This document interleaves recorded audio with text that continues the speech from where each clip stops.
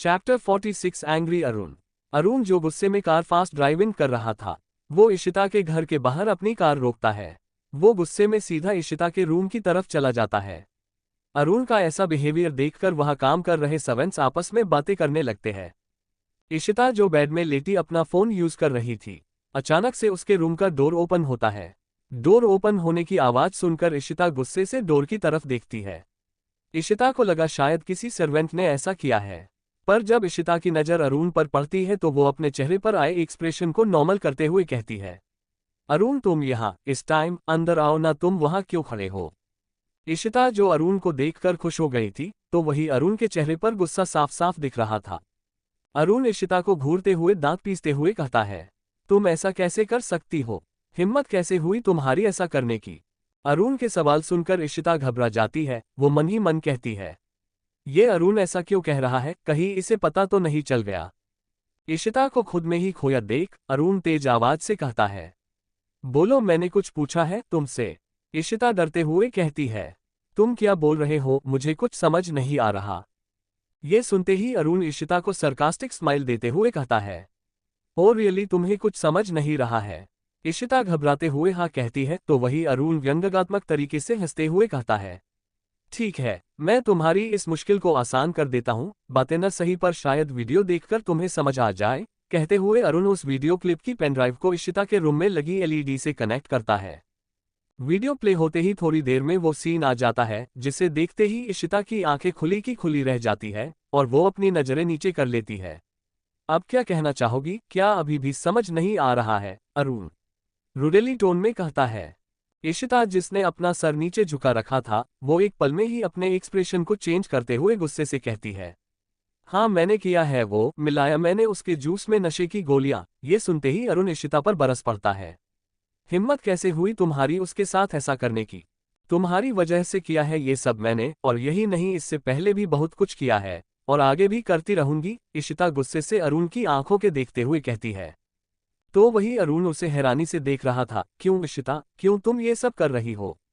इशिता जो भी तुम्हें मुझसे छीनने की कोशिश करेगा मैं उसके साथ ऐसा ही करूंगी।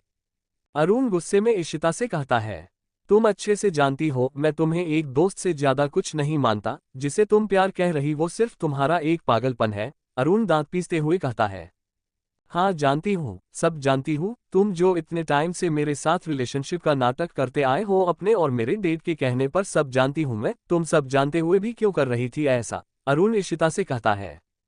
इशिता जोर से कहती है, तुम्हें पाने के लिए मैंने सोचा इस फेक रिलेशनशिप में रहते रहते शायद तुम्हें मुझसे प्यार हो जाएगा, हम शादी कर लेंगे, एक दूसरे के साथ खुश रहेंगे। इशिता अपने दांत पीसते हुए आगे कहती है, पर ऐसा होने से पहले बीच में वो पाखी आ गई।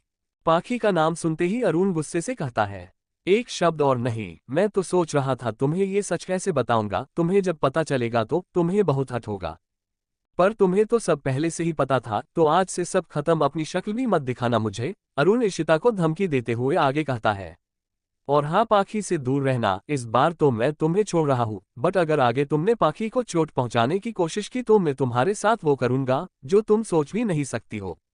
इशिता चीखते हुए अरुण से कहती है, मत भूलो मेरे डैड के कितने एहसान है तुम्हारे डैड पर, ये जो तुम खुराना इंडस्ट्री के सीईओ बनकर बैठे हो ना, ये सब मेरे डैड की वजह से हुआ है।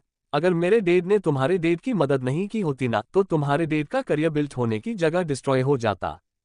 इशिता की बातें सुन अरुण मुस्कुराते हुए कहता है, dot dot dot dot dot तुम्हारे डैड ने, ओ रियली, क्यों खुद से झूठ बोल रही हो, मेरे पापा की हेल्प तुम्हारे अंकल ने की थी ना कि तुम्हारे डैड ने, और ये जो तुम ऐसो आराम की जिंदगी जी रही हो ना, ये भी उधार की है, ये सब तुम्हारे अंकल का है न कि तुम्हारे डैड का। चाहो तो अपने डैड से जाकर पूछ लो, और हाथ दूर रहना पाखी से, कभी हम अच्छे दोस्त थे इसलिए तुम्हें छोड़ रहा हूँ, अगर ऐसा दोबारा हुआ तो तुम मेरा वो रूप देखोगी जो तुमने कभी एक्सपेक्ट भी नहीं किया होगा।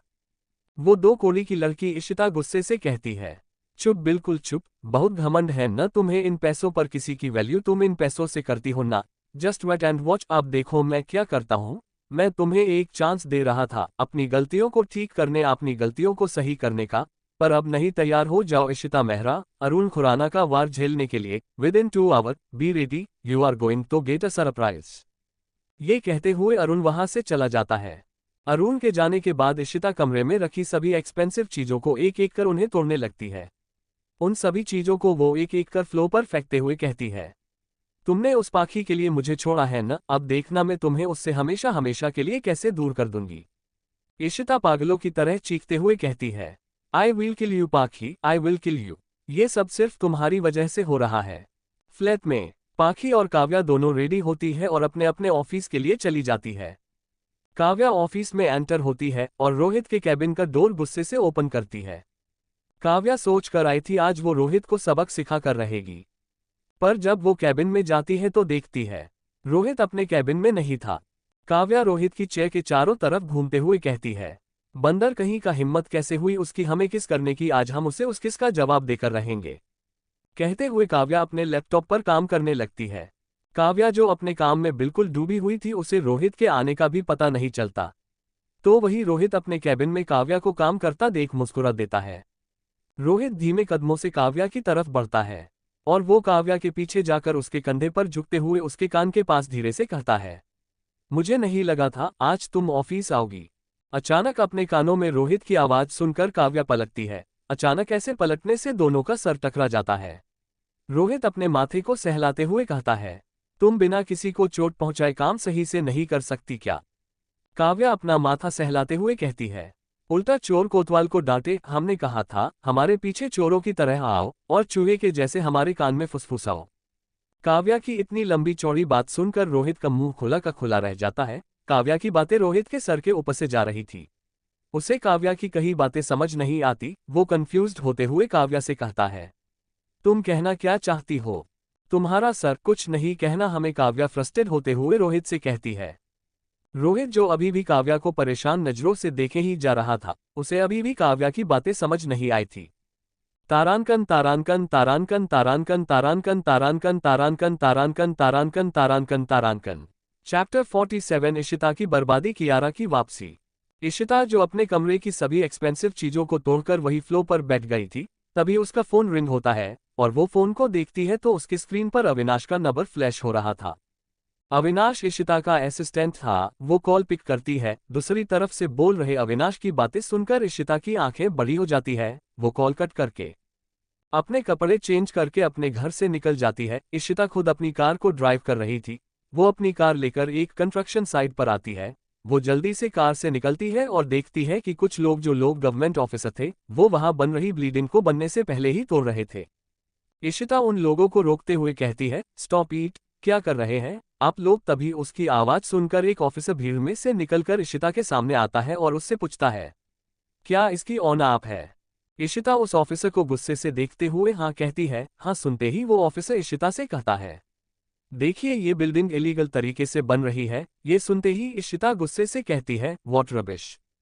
वो ऑफिसर इशिता को पेपर दिखाते हुए कहता है, ये सभी पेपर्स इनकम्प्लीट है, आप ऐसे गैरकानूनी तरीके से काम नहीं कर सकती, हमारे पास स्टे ऑर्डर है। ये सुनते ही इशिता को चक्कर आने लगे थे। उसे समझ नहीं आ रहा था ये सब हुआ कैसे। उसने तो सारे स्टेप को 1 बाय 1 कंप्लीट करके इस प्रोजेक्ट को शुरू किया था और ये प्रोजेक्ट तो उसका ड्रीम प्रोजेक्ट था। वो अपने सपने को अपनी आंखों के सामने टूटते हुए देख रही थी। वो उन पेपर्स को हाथ में पकड़े हुए देख रही थी। उसे ये सब इम्पॉसिबल लग रहा था, पर यह उसकी आंखों के सामने हो रहा था जिसे वो चाहकर झुठला नहीं सकती थी। इशिता ने अपने उस ड्रीम प्रोजेक्ट पर काफी सारा इन्वेस्टमेंट किया था। वो ये सब सोच ही रही थी कि तभी उसे चक्कर आ जाते हैं। इशिता गिरती इससे पहले ही उसका असिस्टेंट अविनाश उसे पकड़ लेता है। वो इशिता को संभालते हुए उसे उसकी कार के पास ले जाता है। कार में बैठी इशिता जो इस सदमे में खुद में ही डूबी थी कि तभी अविनाश उसे एक और बैड न्यूज देते हुए कहता है, मैम वो जो हाल ही में हमारे न्यू क्लाइंट बने थे, इस न्यूज के सुनते ही वो सभी हमसे अपना कॉन्ट्रैक्ट तोड़ रहे हैं। उनमें से कोई भी हमारे साथ काम नहीं करना चाहता और कुछ हमारे पुराने क्लाइंट भी यही कर रहे हैं। ये सुनते ही इशिता के पैरों तले जमीन खिसक गई थी। उसे समझ नहीं आ रहा था अचानक से ये उसके साथ क्या हो गया। इंडिया की टॉप 5 रैंक में आने वाली कंपनी वो 2 घंटे में कैसे बर्बाद हो सकती है।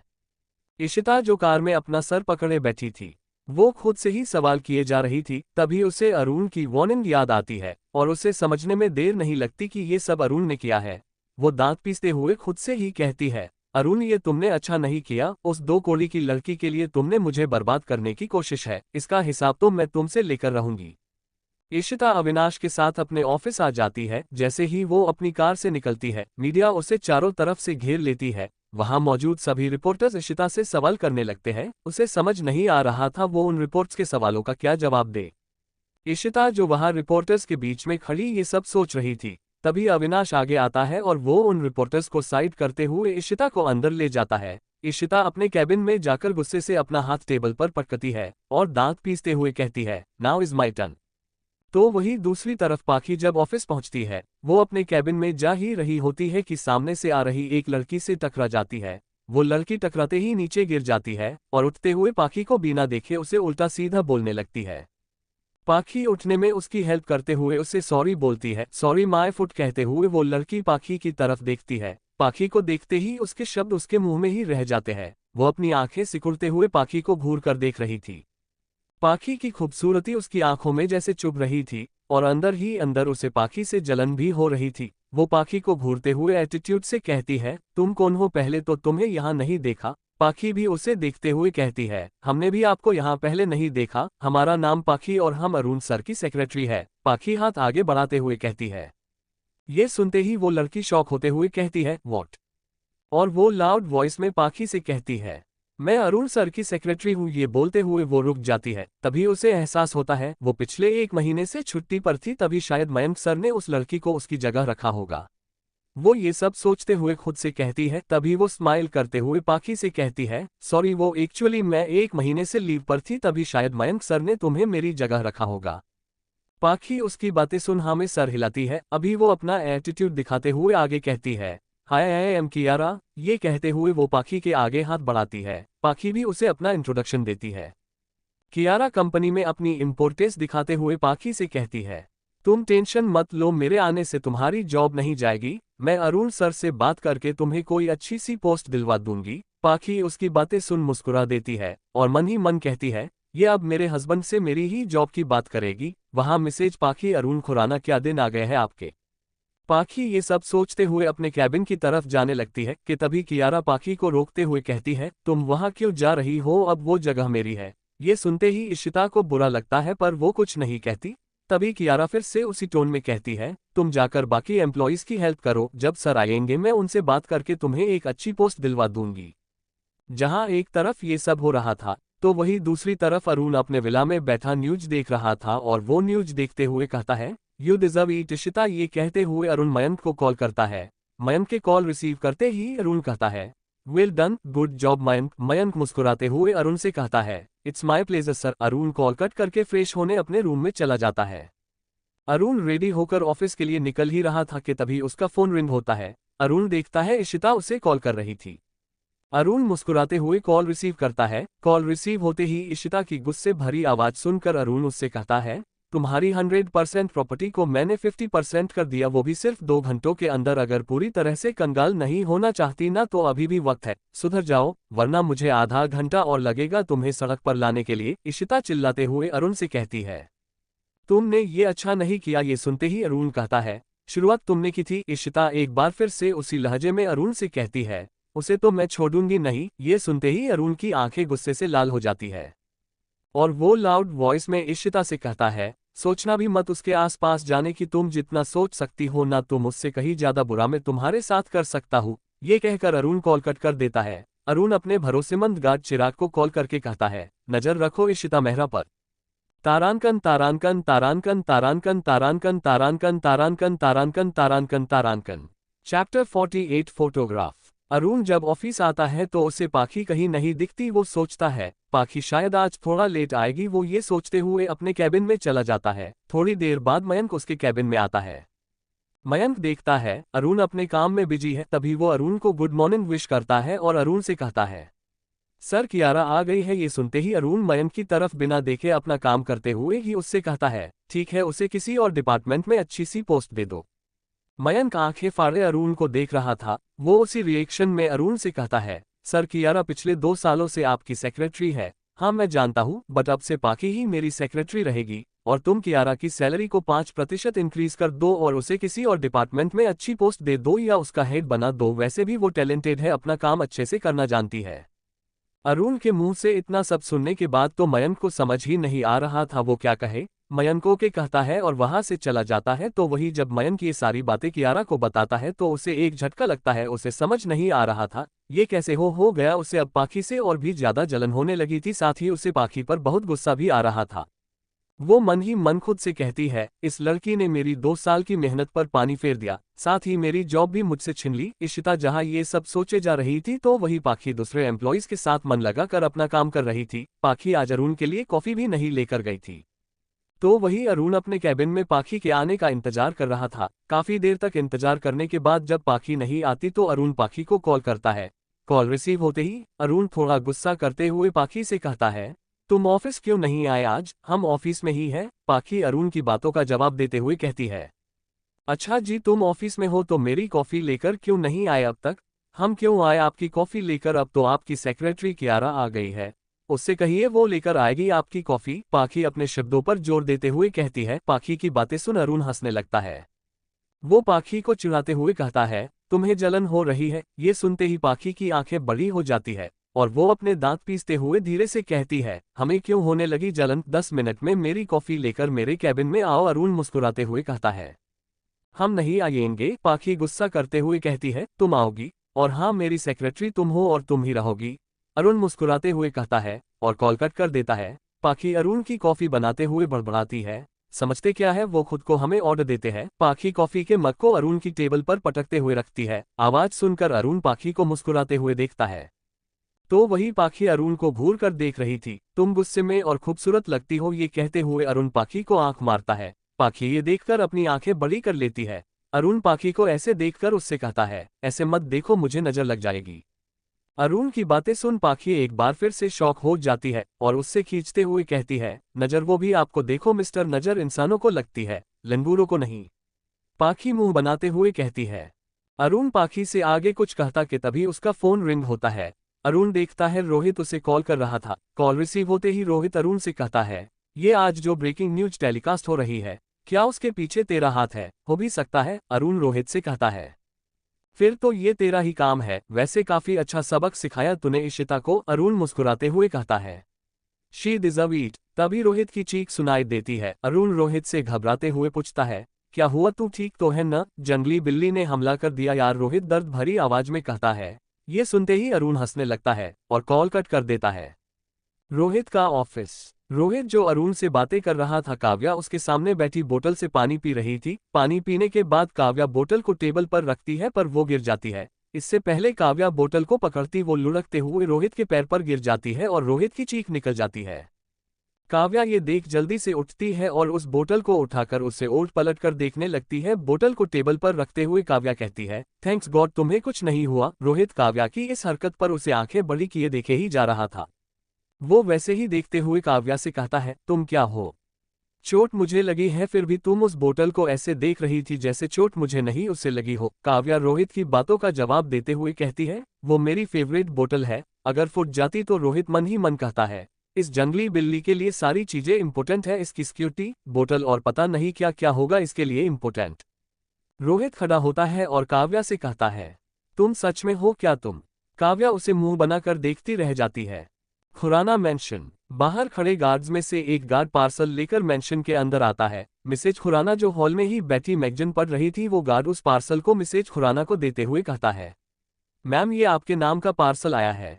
मिसेज खुराना उस पार्सल को उलट पलटकर उस पर भेजने वाले का नाम और एड्रेस देखती है पर उन्हें एड्रेस और नाम दोनों ही नहीं दिखते। मिसेज खुराना गुस्सा करते हुए उस गार्ड से कहती है, क्या तुम्हारा दिमाग खराब हो गया है? इस पार्सल पर न ही नाम है और न ही भेजने वाले का पता, और तुम इस पार्सल को सीधा मेंशन के अंदर ले आए। अगर इसमें बॉम्ब हुआ तो तुम क्या इस पूरे मेंशन को बॉम्ब से उड़ाना चाहते हो? मिसेज खुराना की बातें सुन और उनका गुस्सा देखकर वो गार्ड डर जाता है और वो डरते हुए कहता है, मैम हमने इसे चेक किया है, इसमें बॉम्ब नहीं है। मिसेज खुराना ये सुनकर नॉर्मल होती है और उस गार्ड को जाने के लिए कहती है। उस गार्ड की जाने के बाद मिसेज खुराना उस पार्सल को देखते हुए खुद से ही कहती है, ये पार्सल कौन भेज सकता है मुझे और इसमें है क्या? कहते हुए मिसेज खुराना उस पार्सल को ओपन करती है। उस पार्सल को खोलने के बाद उसके अंदर एक बॉक्स निकलता है। मिसेज खुराना उस छोटे बॉक्स को ओपन करती है तो उन्हें उसके अंदर कुछ फोटोग्राफ दिखते हैं। वो उन फोटोग्राफ को निकालकर देखने लगती है। उन फोटोग्राफ को देखते ही उनके आंखें गुस्से से लाल हो जाती है। वो लाउड वॉइस में कहती है हरीश। ये सुनते ही हरीश उनके सामने जल्दी से आकर खड़ा हो जाता है।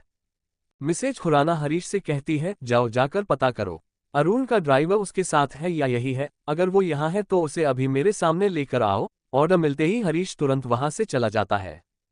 माही जो अपने रूम से निकलकर आ रही थी वो अपनी माँ की लाउड वॉइस सुनकर वहीं रुक जाती है और उनकी सारी बातें सुन लेती है। माही मन ही मन खुद से कहती है ये माँ को क्या हो गया, वो भाई के ड्राइवर को क्यों ढूंढ रही है। तभी माही की नज़र टेबल पर रखे फोटोग्राफ पर जाती है। दूर खड़े होने की वजह से वो फोटोज किसके थे ये दिख तो नहीं रहा था, पर माही को समझ आ गया था उसके माँ के ऐसे बिहेवियर के पीछे की वजह ये फोटोज ही है। मिसेज खुराना जो उन फोटोज को लेकर अपने रूम में चली जाती है, माही उनका पीछा करते हुए अपनी माँ के पीछे जाती है। मिसेज खुराना उन फोटोज को अपने ड्रेसिंग की दराज में रखकर वॉशरूम चली जाती है। तभी माही चुपके से अपनी माँ के रूम में आती है और उस दराज को धीरे से ओपन कर उन फोटोज को देखने लगती है। फोटोज को देखती ही माही की आंखें खुली की खुली रह जाती है। वो जल्दी से उन फोटोज को वहीं रखकर अपनी माँ के वॉशरूम से बाहर आने से पहले वो उनके रूम से निकल जाती है। तारांकन तारांकन तारांकन तारांकन तारांकन तारांकन तारांकन तारांकन। चैप्टर 49। 2 साल पहले। माही जिसने उन फोटोज को देख लिया था, उन फोटोज में पाखी का साइड फेस दिख रहा था। वो वही फोटोज थी जो उस स्टॉकर ने देहरादून में क्लिक की थी। इशिता के कहने पर माही जो अपनी कमरे में बैठी उन फोटोज के बारे में सोच रही थी।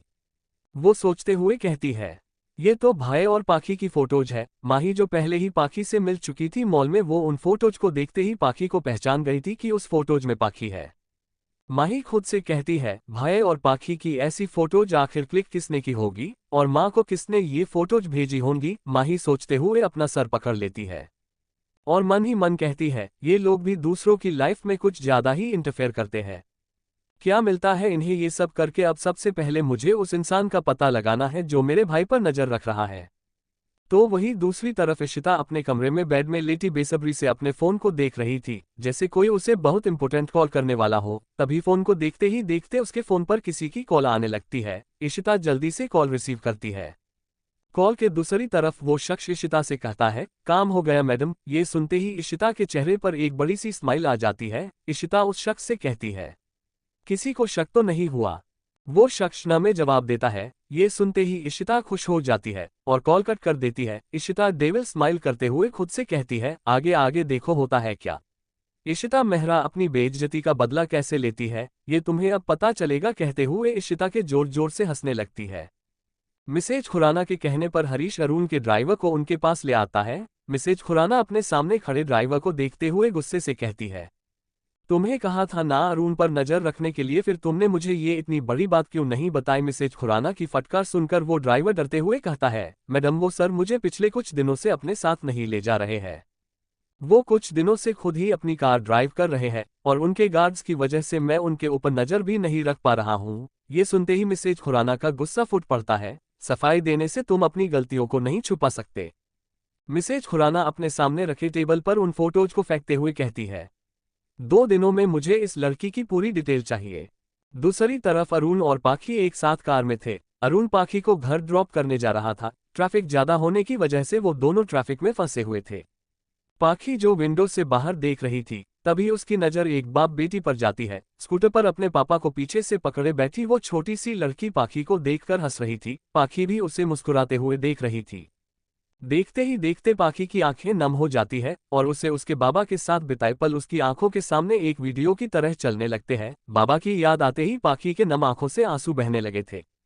पाखी के जहां आंसू बह रहे थे तो वही अरुण का सारा ध्यान ट्रैफिक पर था जो धीरे धीरे खुल रहा था। अरुण पाखी को देखते हुए कुछ बोलने ही वाला होता है कि उसकी नजर पाखी के बहते आंसुओं पर जाती है, जिसे देखते ही अरुण के दिल में एक टीस होती है। अरुण पाखी की आंखों में आंसू नहीं देख सकता था। पाखी के आंसू अरुण के दिल को छल्ली कर रहे थे। उसे समझ नहीं आ रहा था पाखी क्यों रो रही है।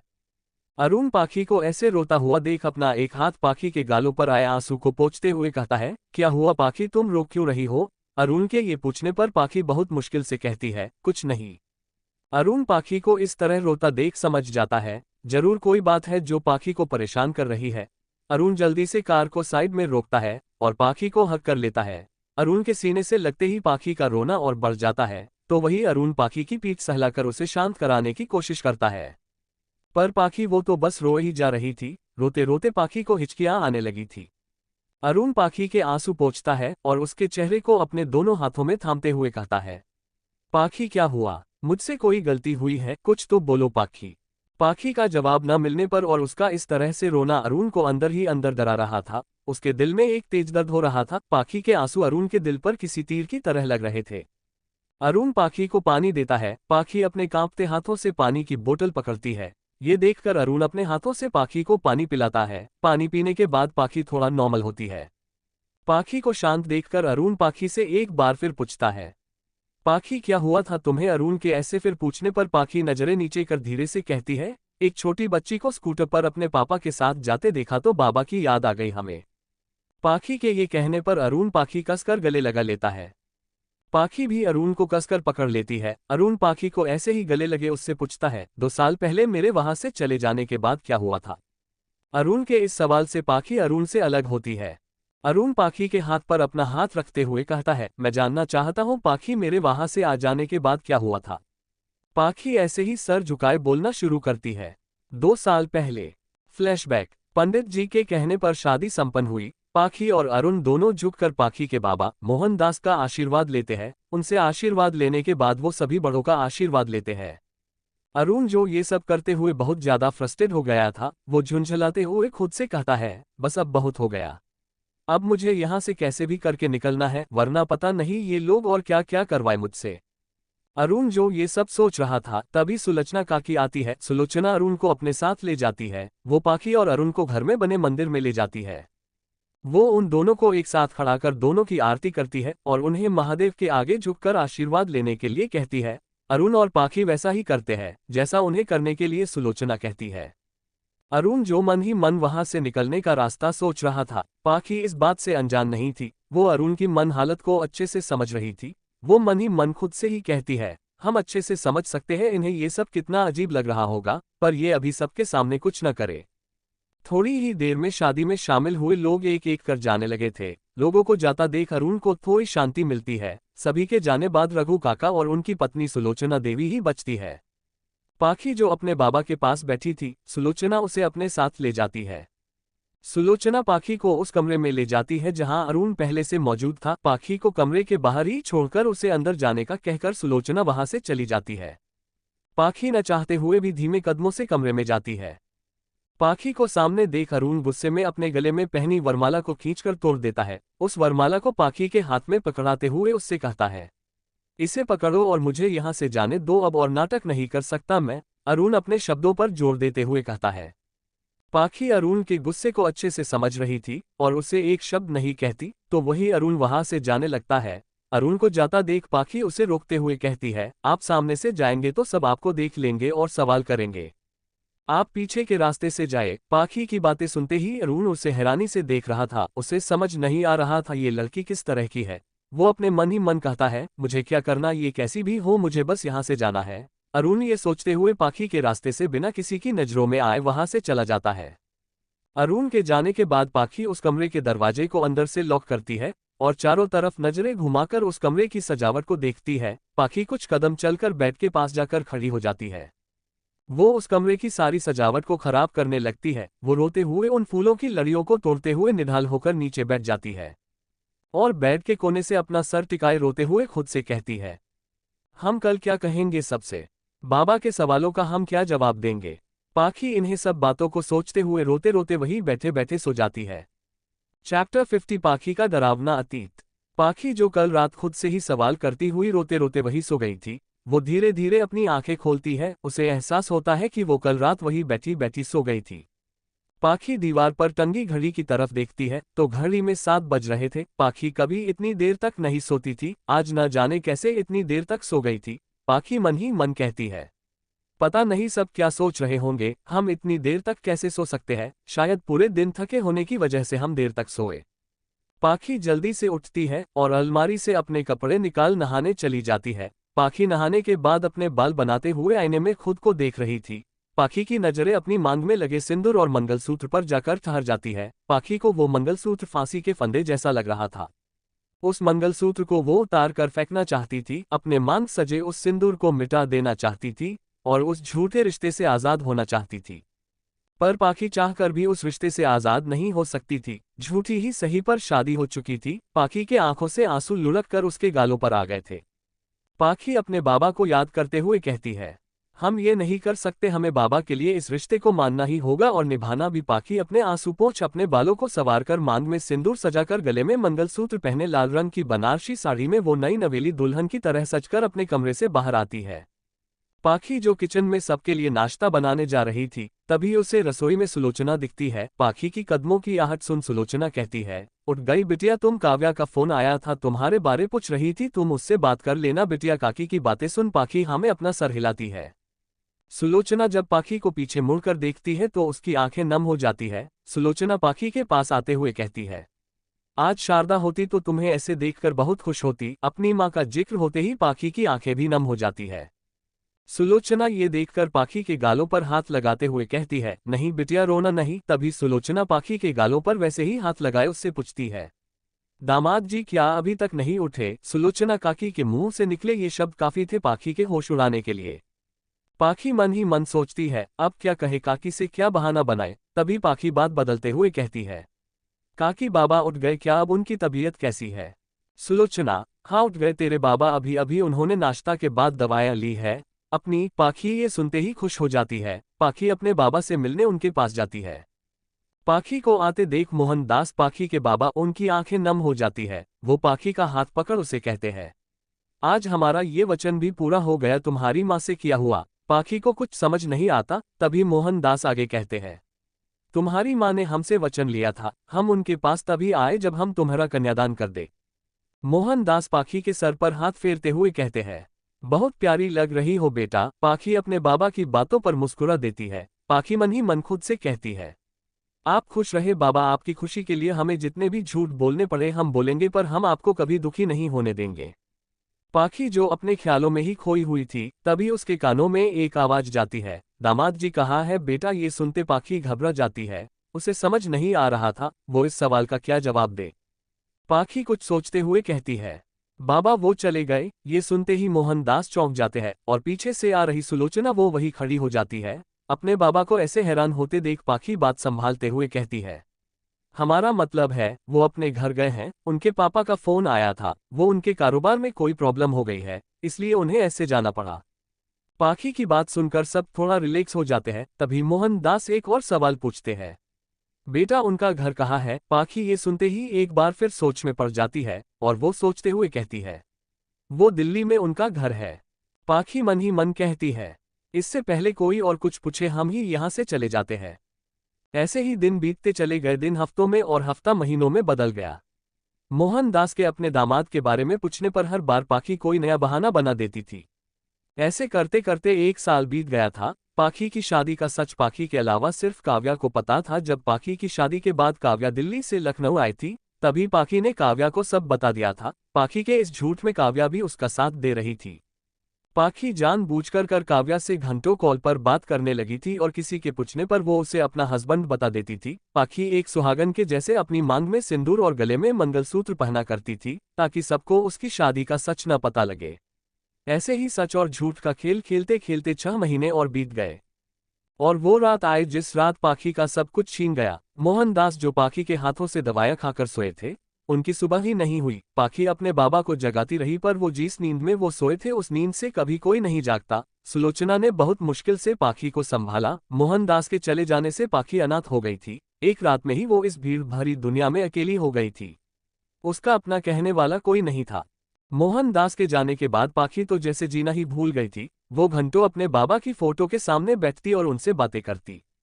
जो सच वो अपने बाबा के जीते जी उनसे नहीं कह पाए, वो सच पाखी ने उनके जाने के बाद उनकी फोटो के सामने बैठे हुए उनसे कहा। पाखी जब अपनी शादी का सच मोहनदास को बता रही थी, उसी टाइम ठीक उसके पीछे रघु और उसकी पत्नी सुलोचना खड़ी थी, और उन दोनों ने ही पाखी की सारी बातें सुन ली थी।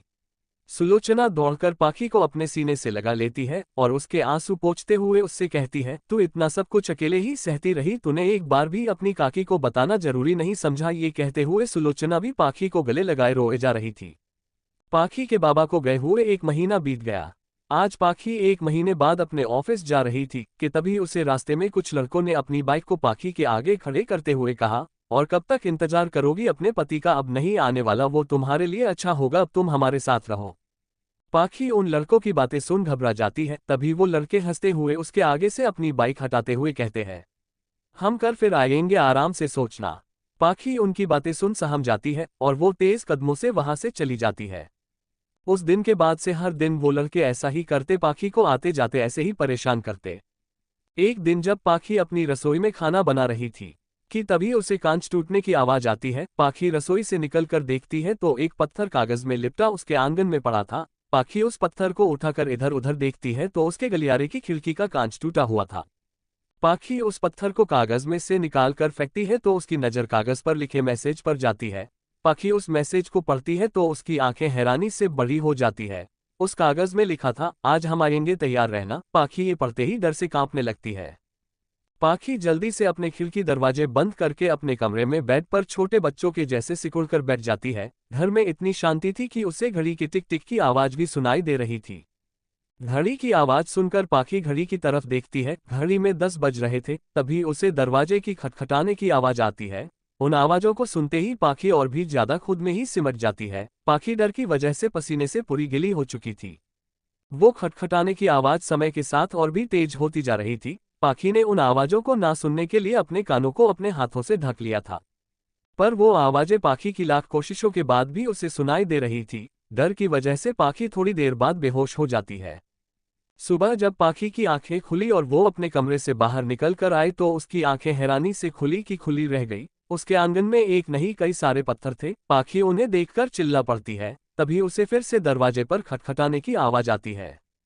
पाखी डर से कांपने लगती है। तभी आवाज देते हुए सुलोचना कहती है, पाखी बिटिया, क्या अभी तक सो रही हो? बिटिया दरवाजा खोलो, हम हैं सुलोचना काकी। ये सुनते ही पाखी जल्दी से दरवाजा खोलती है और उनके गले लगकर रोने लगती है। पाखी को रोता देख सुलोचना कहती है, क्या हुआ बिटिया? पाखी रोते हुए मुश्किल से कह पाती है, वो काकी अंदर। इतना सुनते ही सुलोचना अपने पति रघु और पाखी को लेकर अंदर आ जाती है। वो घर के आंगन में इतने सारे पत्थरों को देखकर चौंक जाती है।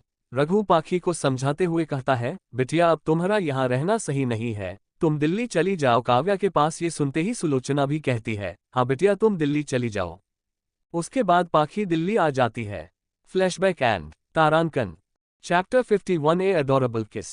पाखी जो अरुण को अपने अतीत के बारे में बता रही थी वो उन पुरानी बातों को याद कर आज भी डर से कांप रही थी। उन लड़कों की दी हुई धमकी पाखी को आज भी याद थी। पाखी उन बातों को बताते हुए आज भी सहम गई थी।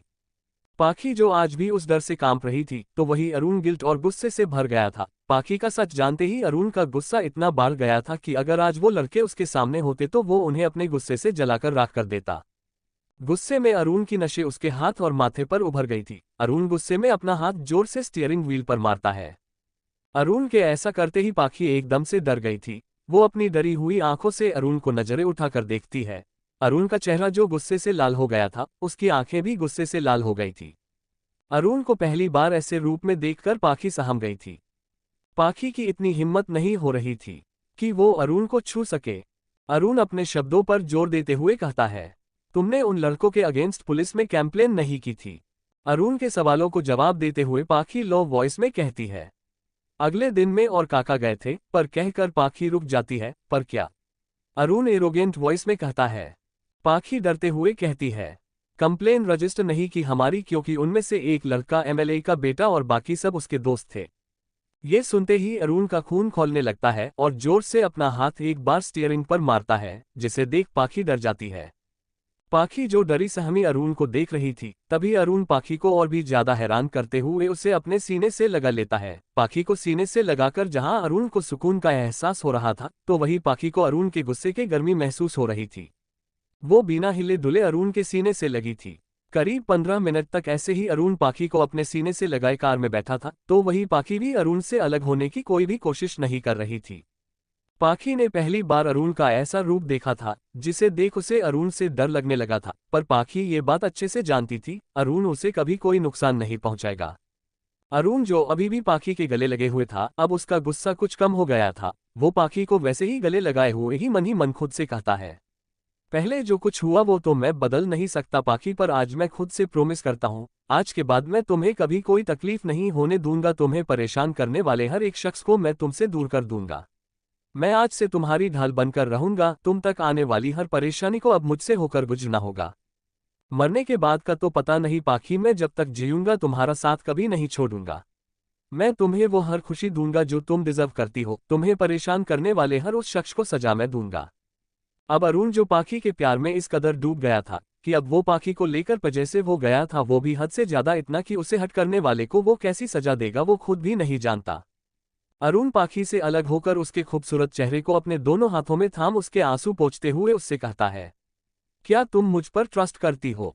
पाखी अपनी भीगी आंखों से अरुण को देख रही थी। अचानक अरुण का ऐसे सवाल करना उसे समझ नहीं आता, पर वो अरुण के सवालों का जवाब देना चाहती थी। पाखी का चेहरा जो अरुण के हाथों में था, पाखी उसके हाथों पर अपने हाथ रखते हुए कहती है।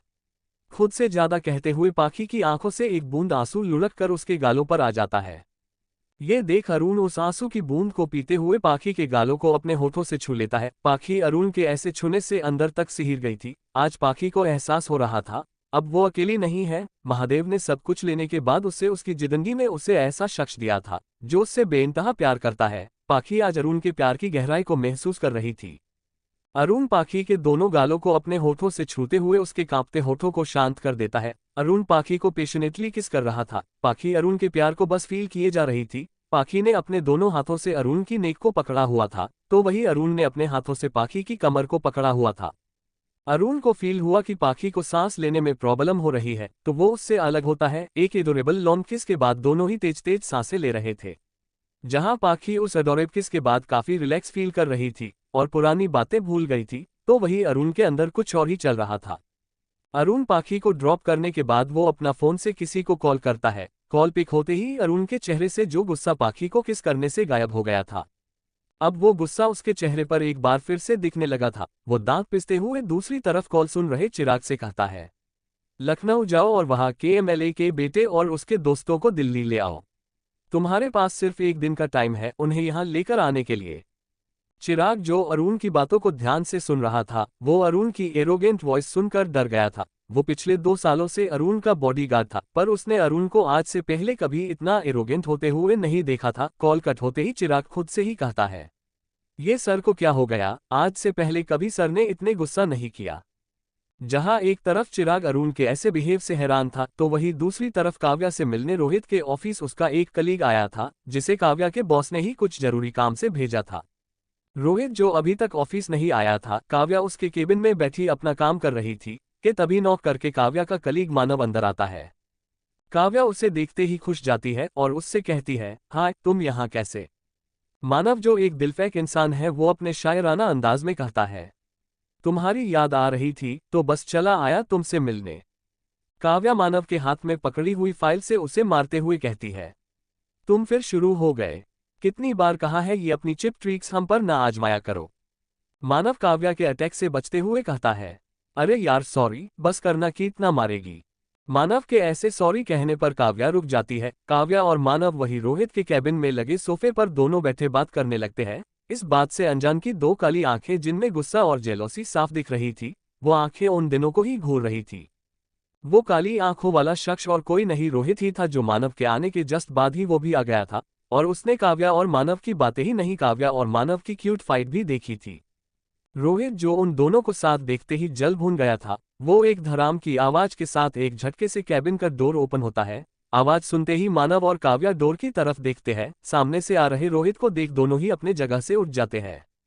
रोहित अंदर आते हुए काव्या से कहता है, क्या तुम ऑफिस गॉसिप करने आती हो? और मानव को एक नजर देखते हुए रोहित आगे कहता है, बिना मेरी परमिशन के कोई शख्स मेरी कैबिन में आए मुझे पसंद नहीं। जहां मानव रोहित की ऐसी बातें सुन डर गया था, तो वही काव्या जो रोहित के स्ट्रेंज बिहेव को देखकर मन ही मन खुद से ही कहती है, ये इस बंदर को क्या हो गया है, आज ये क्यों इतना अजीब बिहेव कर रहा है।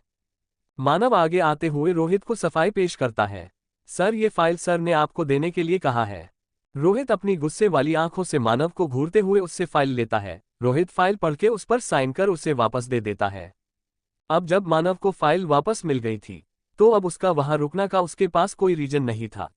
मानव रोहित के गुस्से को भांपते हुए वहां से चले जाने में ही अपनी भलाई सोचता है और वो वहां से चला जाता है। चैप्टर 52 मैसेज खुराना का काव्या को सुनाना। चिराग, जो अरुण के कहने पर लखनऊ आ गया था एमएलए के बेटे और उसके दोस्तों को किडनैप करने, वो साथ आए आदमियों को ऑर्डर देते हुए कहता है, आज शाम तक उन सभी लड़कों को हमें दिल्ली लेकर जाना है। उसकी बात सुनते ही वो सभी आदमी अपने काम पर लग जाते हैं। 2 दिन बीत गए थे पर अरुण अभी तक खुराना मेंशन नहीं गया था। वो अपने विला में ही रह रहा था। मिसेज खुराना, जो अरुण के ऐसे व्यवहार से कहीं न कहीं उसकी वजह वो उस फोटो वाली लड़की को समझ रही थी, वो अपने रूम में बैठी हरीश से कहती है, जाओ उसे बुला कर लाओ। हरीश उनकी बात मान वहां से जा ही रहा था कि तभी उसे सामने से अरुण ड्राइवर आता दिखता है। अरुण का ड्राइवर केशव मिसेज खुराना के सामने आकर उन्हें पाखी के बारे में बताता है। जब मिसेज खुराना को ये पता चला कि पाखी अरुण की सेक्रेटरी है, ये सुनकर वो गुस्से से लाल हो गई। वो सोफे से उठते हुए केशव से कहती है, तुम्हें उस लड़की का घर पता है? कहाँ है? केशव हाँ में अपना सर हिलाता है। मिसेज खुराना गुस्से से तमतमाते हुए कहती है, मुझे लेके चलो वहां।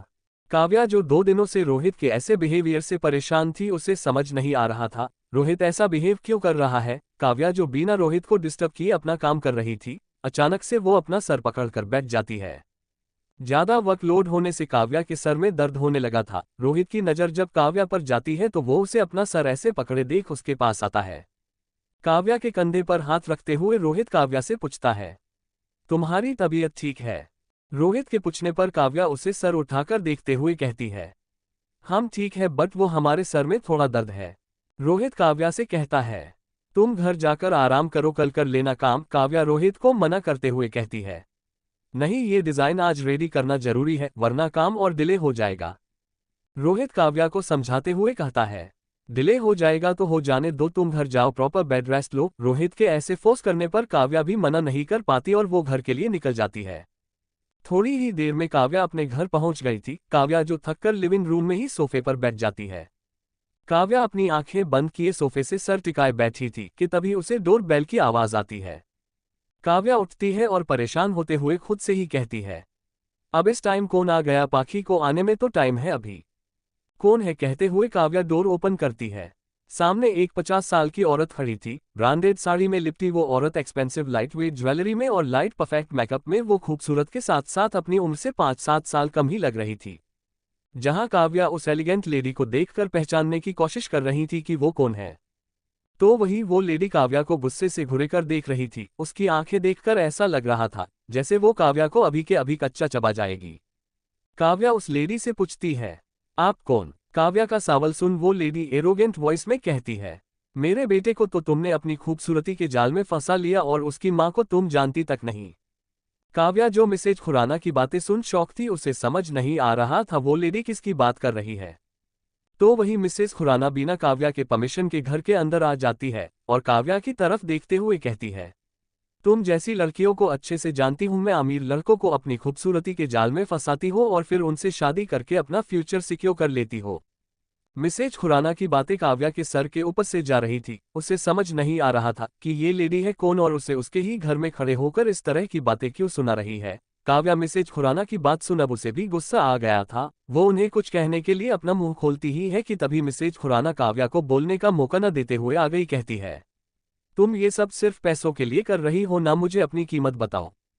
तुम्हें जितने पैसे चाहिए मैं तुम्हें दूंगी, पर मेरे बेटे से दूर रहो। काव्या मिसेज खुराना को हैरानी से देख रही थी। काव्या के कानों में मिसेज खुराना की बातें चुभ रही थी। उसे वो औरत एक तरह से पागल लग रही थी जो बिना सच जाने कुछ भी बोले जा रही थी। मिसेज खुराना ये जाने बिना कि फोटो वाली लड़की कोई और भी हो सकती है, वो बस काव्या को बोले जा रही थी। उस फोटो में पाखी का साइड फेस दिख रहा था। इसी गलतफहमी में मिसेज खुराना काव्या को पाखी समझ उसे बस सुनाए ही जा रही थी। काव्या को समझ नहीं आ रहा था कि उसे किस गलती के लिए इतना सुनना पड़ रहा है। उसने तो ऐसा कुछ भी नहीं किया। तभी मिसेज खुराना काव्या को धमकी देते हुए आगे कहती है, मेरे बेटे से दूर रहना और तुम वो उसकी सेक्रेटरी वाली जॉब भी छोड़ दोगी। ये सुनते ही काव्या को समझ आ जाता है कि उसके सामने खड़ी लेडी कोई आम लेडी नहीं बल्कि खुराना इंडस्ट्री के सीईओ अरुण खुराना की मां है। काव्या को अब सारी बातें समझ आ रही थी। काव्या मिसेज खुराना को देखते हुए मन ही मन कहती है, अगर ये पाखी की सासू मां नहीं होती न तो इनकी अक्ल तो हम अभी ठिकाने लगा देते। काव्या की सोच से अनजान मिसेज खुराना उसे और 15 मिनट तक खड़ी कोटी सुनाकर अपना कार्ड काव्या को पकड़ाकर चली जाती है। मिसेज खुराना के जाते ही काव्या डोर क्लोज कर एक लंबी सांस लेती है और सोफे पर अपना सर पकड़कर बैठते हुए कहती है, एक तो पहले ही हमारे सर में इतना दर्द हो रहा था और बची कूची कसर पाखी की सास ने पूरी कर दी हमें इतना सुनाकर।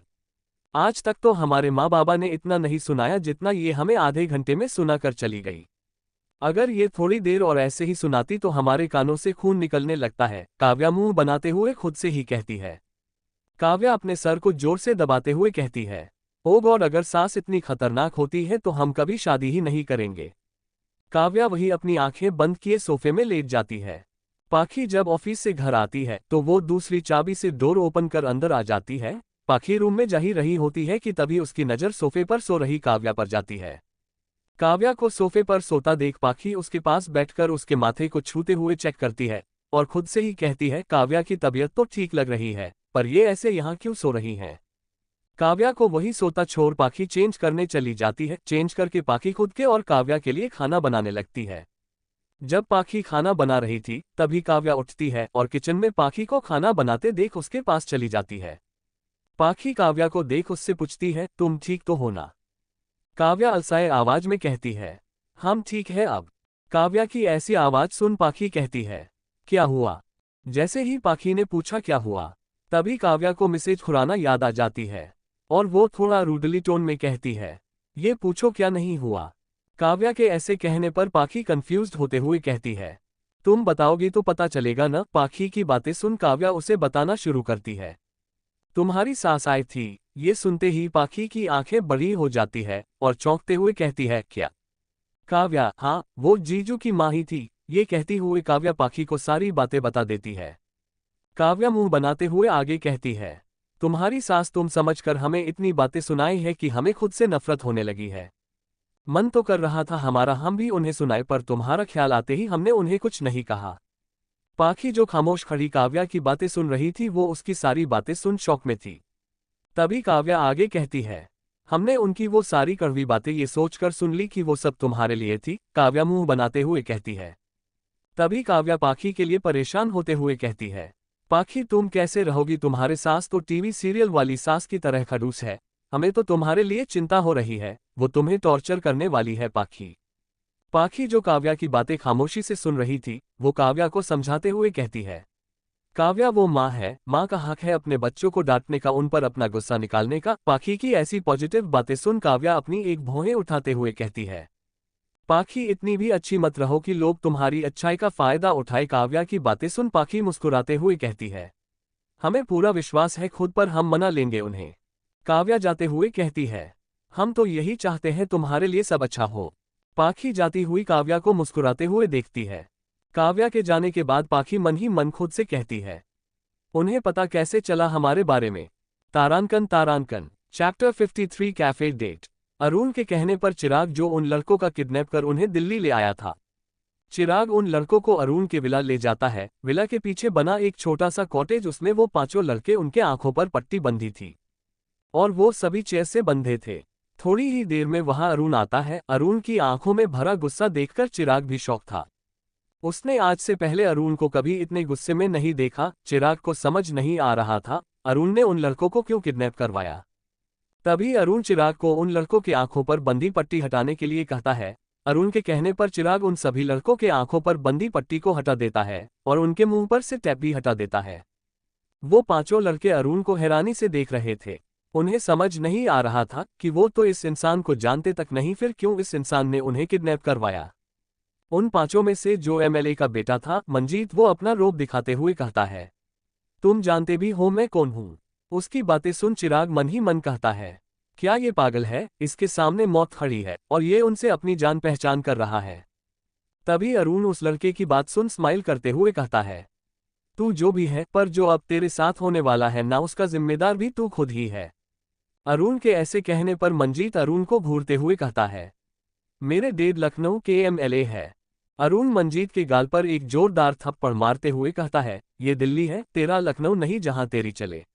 यहां सिर्फ मेरी चलती है। अरुण मंजीत के दूसरे गाल पर भी थप्पड़ मारते हुए कहता है।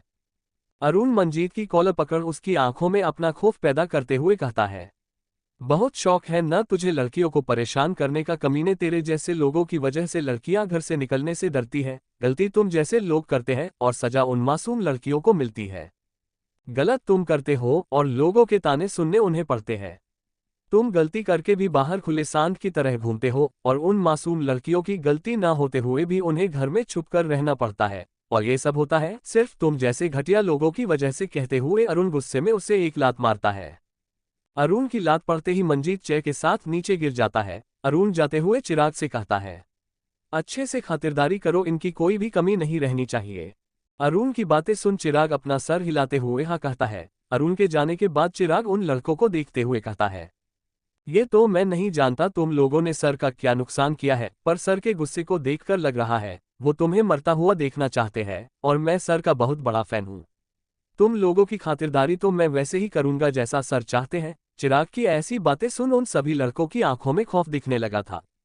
माही जो आज काफी खूबसूरत लग रही थी, उसे ऐसे रेडी होता देखकर माही की मां अर्पणा खुराना माही से पूछती है, माही कहाँ जा रही हो? अपनी मां के ऐसे सवाल करने पर माही चिढ़ते हुए कहती है, मां मैं अपने फ्रेंड्स से मिलने जा रही हूँ। मिसेज खुराना, ठीक है, पर ड्राइवर को साथ लेकर जाओगी, तुम खुद ड्राइव नहीं करोगी? माही मुंह बनाते हुए ओके कहती है और चली जाती है। माही अपनी डेस्टिनेशन पर पहुंचकर देखती है तो उसे वो पूरा कैफे खाली खाली दिख रहा था।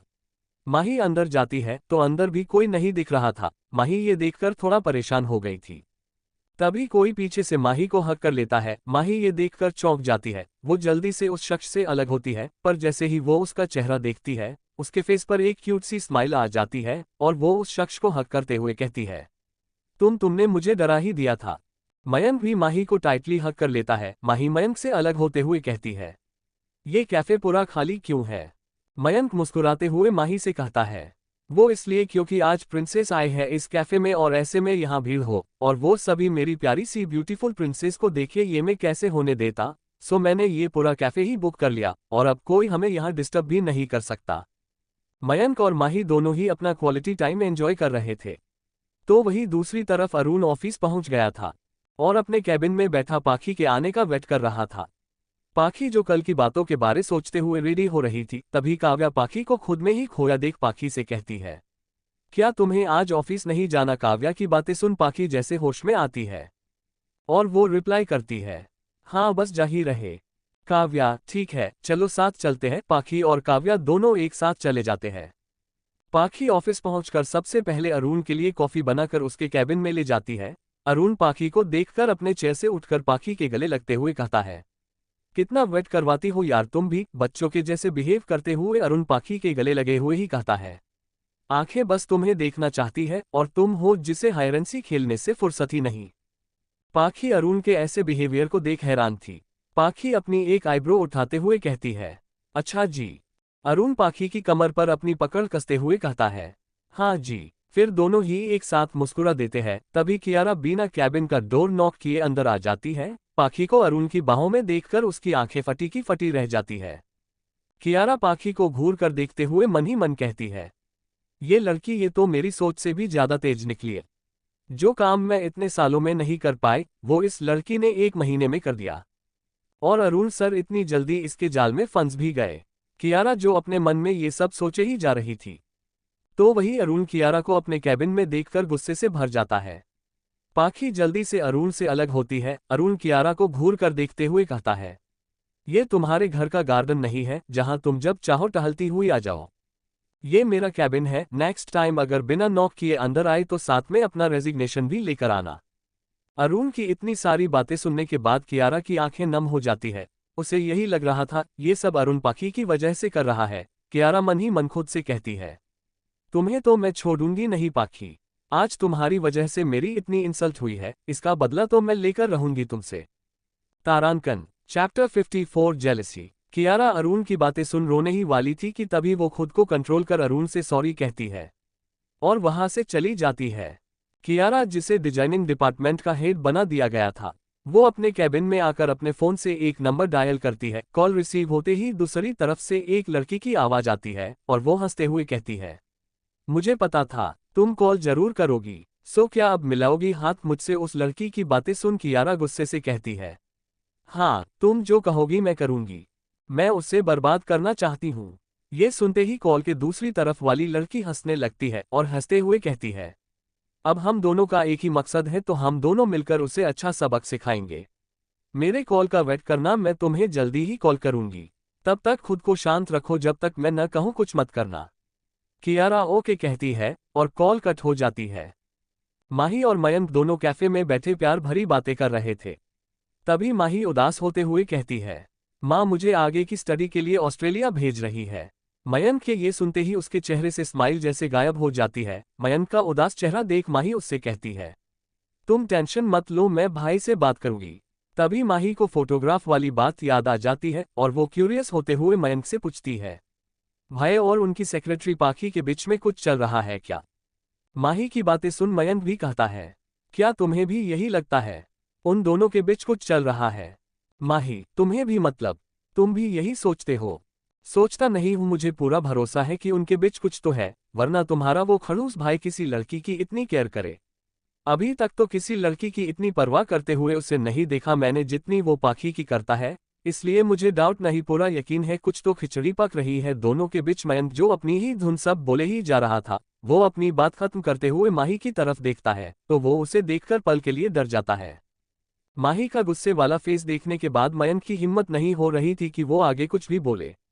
माही मयंक को घूर कर देखते हुए कहती है, तुम मेरे भाई के बारे में ऐसे कैसे बात कर सकते हो?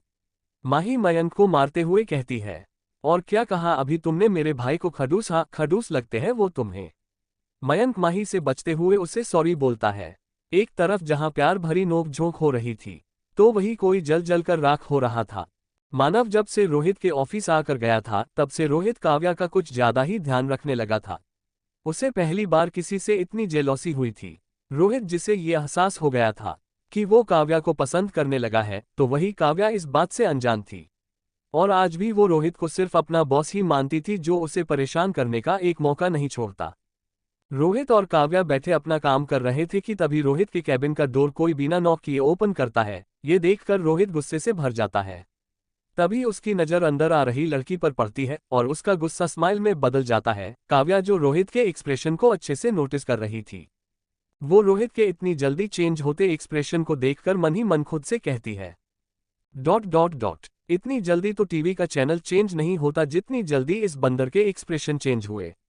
खुद से ही ये सब कहते हुए काव्या अपना ध्यान रोहित से हटाकर उस लड़की को देखती है। ब्लैक कलर के वन पीस में वो लड़की बहुत खूबसूरत लग रही थी। काव्या जो उस लड़की को अभी अपनी आंखों से स्कैन कर ही रही थी कि इतने में वो लड़की रोहित के गले लग जाती है। ये देखकर काव्या अपनी आंखें सिकुड़ लेती है और दोनों को देखते हुए खुद से ही कहती है, अब ये छिपकली कौन है? आते ही चिपक गई। उस लड़की का रोहित को हक करना काव्या को अच्छा नहीं लग रहा था। उसकी आंखों में उन दोनों का एक दूसरे से गले मिलना चुभ रहा था। तभी रोहित उस लड़की से अलग होते हुए कहता है, प्रिया तू यहाँ इंडिया कब आई? तू? प्रिया, आज ही आई हूँ, तुझसे मिलने घर गई थी। आंटी ने बताया तूने ऑफिस ज्वाइन कर लिया है। ये सुनते ही मैं तो सरप्राइज हो गई थी, फिर सोचा चलकर तुझे भी एक सरप्राइज दे दूं। प्रिया मुस्कुराते हुए रोहित से कहती है। तभी प्रिया की नज़र काव्या पर जाती है और वो रोहित को कोहनी मारते हुए उससे पूछती है, ये कौन है? तेरी गर्लफ्रेंड? काव्या जो खुद को शांत करने के लिए कि पानी पी रही थी, तभी प्रिया की बातें सुनकर उसके मुंह से पानी बाहर आ जाता है और वो जोर जोर से खांसने लगती है। काव्या को खांसता देख रोहित और प्रिया दोनों ही जल्दी से उसके पास आ जाते हैं और प्रिया काव्या की पीठ सहलाते हुए उसे चेयर पर बैठाती है। काव्या प्रिया की बातें सुनकर मन ही मन खुद से कहती है, ... इस बंदर के दोस्त भी इसी के जैसे है, सारे मेरी जान के दुश्मन है। काव्या को ठीक देख एक बार फिर प्रिया अपनी आंखों के इशारे से रोहित से काव्या के बारे में पूछती है। ... रोहित काव्या को इंट्रोड्यूस कराते हुए कहता है, ... जिस कंपनी के साथ हाल ही में मैंने अपना न्यू प्रोजेक्ट शुरू किया है, ये उसी कंपनी की एम्प्लॉय है। प्रिया काव्या के आगे हाथ बढ़ाते हुए कहती है। हाय, आई एम प्रिया, रोहित की स्कूल फ्रेंड। काव्या भी हाथ मिलाते हुए कहती है, आई एम काव्या। ये कहते हुए काव्या मन ही मन खुद से कहती है, स्कूल फ्रेंड? हमारे स्कूल फ्रेंड दुनिया के किस कोने में है हमें तो ये भी नहीं पता। और इस छिपकली को देखो, एक कोने से निकलकर दूसरे कोने में स्कूल फ्रेंड से मिलने आई है। काव्या उन दोनों को अकेला छोड़कर कैबिन के एक कोने में सोफे पर बैठी अपना काम करने लगी थी। रह रहकर काव्या की नज़र थोड़ी थोड़ी देर में रोहित और प्रिया पर चली जाती और दोनों को हंसते हुए बातें करता देख काव्या को ऐसा लग रहा था जैसे कोई उसके दिल पर तीर चला रहा हो। तो वही रोहित की नज़र भी प्रिया से बात करते टाइम बीच बीच में काव्या पर चली जाती और प्रिया जो इस बात को अच्छे से नोटिस कर रही थी, वो रोहित को छेड़ते हुए कहती है, तू पसंद करता है उसे? रोहित प्रिया की बातें सुन उसे समझ नहीं आ रहा था कि वो क्या जवाब दे। रोहित अपनी नजरें चुराते हुए कहता है, ऐसा कुछ नहीं है, वो सिर्फ एक एम्प्लॉय है। प्रिया, तो फिर तू इतना शर्मा क्यों रहा है? यार पसंद है तो बोलना, वैसे लड़की खूबसूरत है, क्यूट भी है, क्या वो भी तुझे पसंद करती है? रोहित काव्या को एक नजर देखते हुए कहता है। पता नहीं, प्रिया एक्साइटेड होते हुए कहती है। तो पता करना, रोहित सवालिया अंदाज में प्रिया से कहता है। कैसे? प्रिया कुछ सोचते हुए कहती है। अभी पता चल जाएगा। कहते हुए प्रिया अपनी चेयर से उठकर रोहित के एकदम नजदीक आ जाती है। रोहित प्रिया को अजीब नजरों से देखते हुए कहता है, ये क्या कर रही हो? प्रिया खींचते हुए कहती है, 5 मिनट के लिए जैसा मैं कह रही हूं वैसा कर, अभी पता चल जाएगा उसके दिल में क्या है। कहते हुए प्रिया रोहित को टाइटली हग कर लेती है। सोफे पर बैठी काव्या उन दोनों को ही नोटिस कर रही थी। दोनों को एक दूसरे के इतना करीब देखकर काव्या मुंह बनाते हुए कहती है, ये छिपकली फिर से चिपक गई। क्या ये एक जगह चिपक कर बैठ नहीं सकती? काव्या मुंह बनाते हुए कहती है। प्रिया काव्या को जलाने के लिए रोहित के कभी बालों को सही करती तो कभी उसकी टाई को ठीक करती। काव्या ये सब देखकर दांत पीसते हुए खुद से कहती है, ये फ्रेंड है, हरकतें तो इसकी ऐसी है जैसे इसकी बीवी हो। तभी प्रिया एकदम से चेयर पर बैठे रोहित की गोद में बैठ जाती है। ये देखकर तो रोहित भी शॉक हो गया था। रोहित एक नजर काव्या को देखता है तो काव्या गुस्से में अपनी हाथ में पकड़ी हुई फाइल रोहित को घूरते हुए टेबल पर पटकती है और कैबिन से बाहर चली जाती है। काव्या का गुस्सा देखकर प्रिया जोर जोर से हंसने लगती है और रोहित के ऊपर से उठते हुए कहती है, वो तुझे पसंद ही नहीं, तुझसे प्यार भी करती है। रोहित प्रिया को घूरते हुए कहता है, अब वो क्या सोच रही होगी मेरे बारे में? रिलैक्स यार, कुछ नहीं सोचेगी वो, बस उसे थोड़ा बुरा लगा है, पर तू मनाएगा तो मान जाएगी। प्रिया हंसते हुए कहती है। रोहित मुंह बनाते हुए कहता है, पक्का ना? प्रिया हम कहती है, चल अब जल्दी से उसे प्रपोज कर देना, इससे पहले तेरी मैना को कोई और तोता न ले जाए।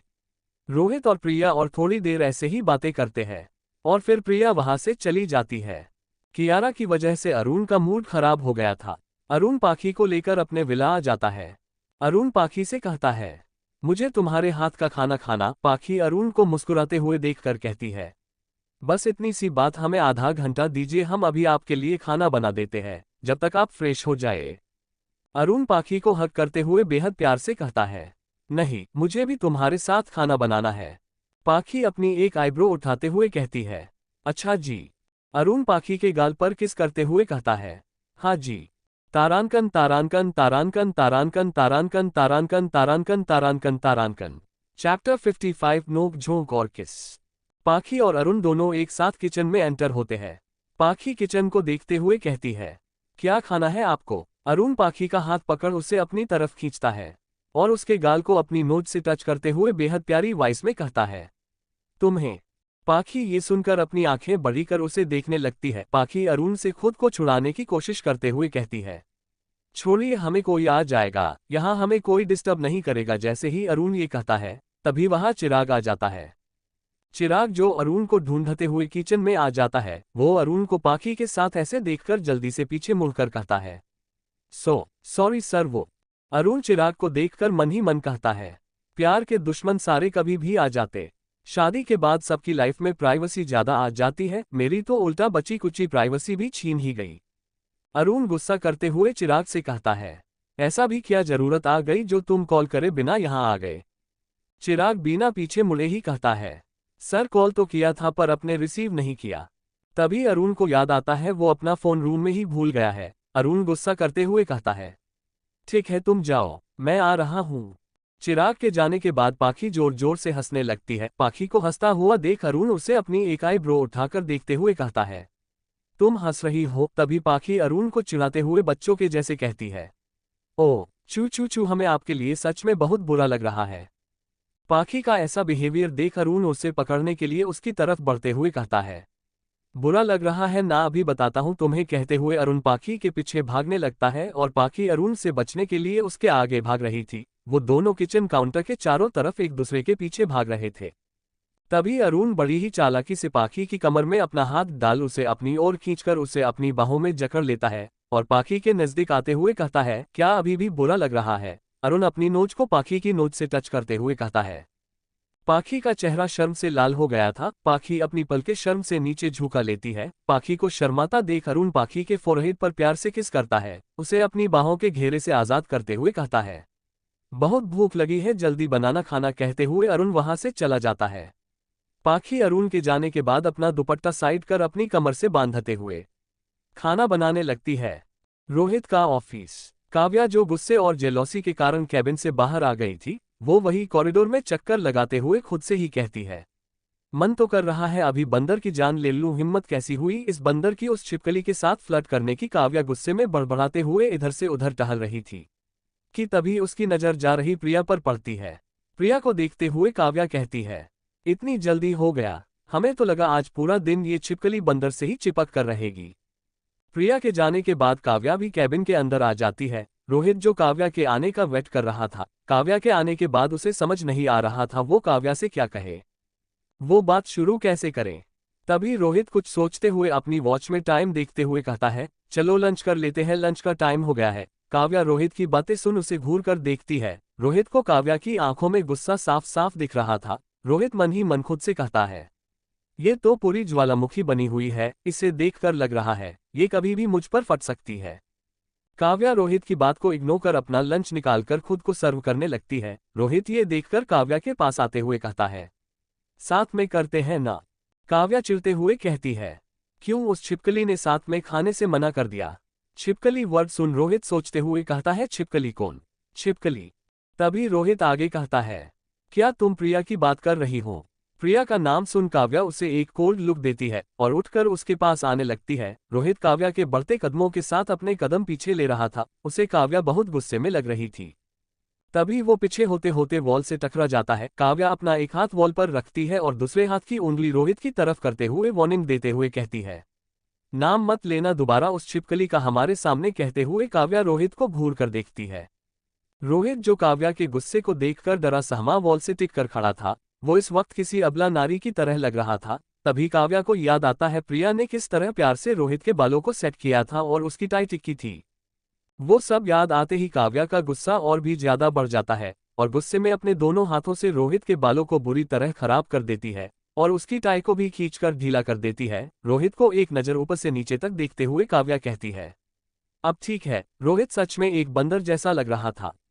रोहित काव्या की उस हरकत पर मन ही मन खुद से कहता है, सही नाम रखा है मैंने इसका, जंगली बिल्ली। आज इसने काम भी बिल्कुल जंगली बिल्ली वाला किया है। तभी रोहित अपने दिल को कोसते हुए आगे कहता है, इस दिल्ली शहर में लाखों लड़कियां हैं, पर तुझे भी इसके लिए ही धड़कना था। अब जब इसके लिए धड़का है तो इसकी हरकतें भी झेल बेटा। तभी रोहित जाती हुई काव्या का हाथ पकड़ उसे दीवार से सटाते हुए कहता है, तुम जेलस हो रही हो। काव्या चौंकते हुए कहती है, जेलस और हम क्यों होने जेलस। तुम उस छिपकली के साथ रहो या किसी नागिन के साथ, हमें क्या फर्क पड़ता है। रोहित काव्या के हाथों पर अपनी पकड़ कसते हुए कहता है, अच्छा तो तुम्हें फर्क नहीं पड़ता। जरा देखूं मुझे एक बार, अगर तुम्हें फर्क नहीं पड़ता तो तुमने ये सब क्यों किया। काव्या अपनी नजरें चुराते हुए कहती है, ये सब हमने गुस्से में किया, हमें गुस्सा आ रहा था। रोहित, और ये गुस्सा किस लिए। काव्या रोहित की बातों का कोई जवाब नहीं देती। तभी रोहित आगे कहता है, तुम्हें अच्छा नहीं लगा ना उसका मेरे इतने करीब आना। रोहित की बातें सुन काव्या अब भी खामोश रहती है। रोहित ये देखकर मुस्कुरा देता है और काव्या से कहता है, तो तुम मुझे पसंद करने लगी हो। काव्या ये सुनते ही अपनी आंखें बड़ी कर रोहित को देखते हुए जल्दी से कहती है, नो वे। रोहित काव्या के ऐसे रिएक्शन पर कहता है, तो तुमने मुझे थप्पड़ क्यों नहीं मारा जब मैंने तुम्हें उस रात किस किया था। उस रात की बात याद आते ही काव्या का चेहरा शर्म से लाल हो जाता है और वो अपनी नजरें नीची कर लेती है। उसे समझ नहीं आ रहा था वो रोहित को इस बात का क्या जवाब दे। काव्या को ऐसे शर्माता हुआ देख रोहित काव्या का हाथ छोड़ उसके चेहरे को अपने हाथ में लेकर अपने माथे को काव्या के माथे से टच करते हुए कहता है, तुम एक्सेप्ट क्यों नहीं कर लेती, तुम्हें मुझसे प्यार हो गया है। काव्या ये सुनते ही रोहित को जोर से धक्का देती है। रोहित जो गिरने ही वाला था वो काव्या का हाथ पकड़ लेता है और दोनों वही सोफे पर गिर जाते हैं। रोहित के ऊपर काव्या थी और रोहित ने काव्या को कसकर पकड़ लिया था। काव्या चाहकर भी रोहित के ऊपर से उठ नहीं पा रही थी। तभी रोहित एक झटके से पलटकर काव्या के ऊपर आ जाता है और काव्या के हाथ को टाइटली पकड़ते हुए कहता है, अच्छा तो तुम मुझसे प्यार नहीं करती हो। ठीक है, तो मैं भी देखता हूँ अभी जो मैं करने वाला हूँ तुम उसका जवाब मुझे कैसे देती हो। रोहित की बातें सुन काव्या उसे अपनी आंखें बड़ी किए देख रही थी। उसे समझ नहीं आ रहा था रोहित क्या करने वाला है। तभी रोहित काव्या को नोटिस स्माइल देते हुए आंख मारता है और उसके होठों पर अपने होठ रख देता है। रोहित के इस एक्शन से काव्या एकदम शॉक हो जाती है। काव्या की आंखें पहले से भी ज्यादा बड़ी हो गई थी। रोहित काव्या को पैशनेटली किस कर रहा था। काव्या जो बिन पानी मछली की तरह छटपटा रही थी, रोहित पर उसका कोई जोर नहीं चल रहा था। थक हार कर काव्या खुद को रोहित के आगे सरेंडर कर देती है। तारांकन चैप्टर 56 खरबूजा चाकू पर गिरे या चाकू खरबूजे पर कटता हमेशा खरबूजा ही है। रोहित जो काव्या को स्मूथली किस कर रहा था, करीब 10 मिनट बाद वो काव्या से अलग होता है। काव्या उसे घूरकर देख रही थी तो वही रोहित उसे मुस्कुराकर देख रहा था। काव्या खुद को शांत करती है। किसकी वजह से काव्या की सांसें उखड़ गई थी, जिससे वो तेज तेज सांसें ले रही थी, पर रोहित उसे तो जैसे फर्क ही नहीं पड़ा। रोहित को देखकर लग रहा था उसका स्टेमिना बाकी लोगों से काफी ज्यादा था। काव्या रोहित को जोर से धक्का देते हुए गुस्से से कहती है, हिम्मत कैसे हुई आपकी हमें फिर से किस करने की। काव्या का गुस्से वाला फेस रोहित को बहुत प्यारा लग रहा था। रोहित काव्या को देखते हुए मन ही मन खुद से कहता है, ये गुस्से में और भी ज्यादा क्यूट लग रही है। तो वही काव्या उसे घूरकर देख रही थी और सोफे से उठते हुए काव्या रोहित के सामने खड़ी होती है और उसे अपने दोनों हाथों से धक्का देने लगती है। रोहित काव्या को स्माइल करते हुए देख रहा था और उसके कदम धीरे धीरे पीछे हो रहे थे।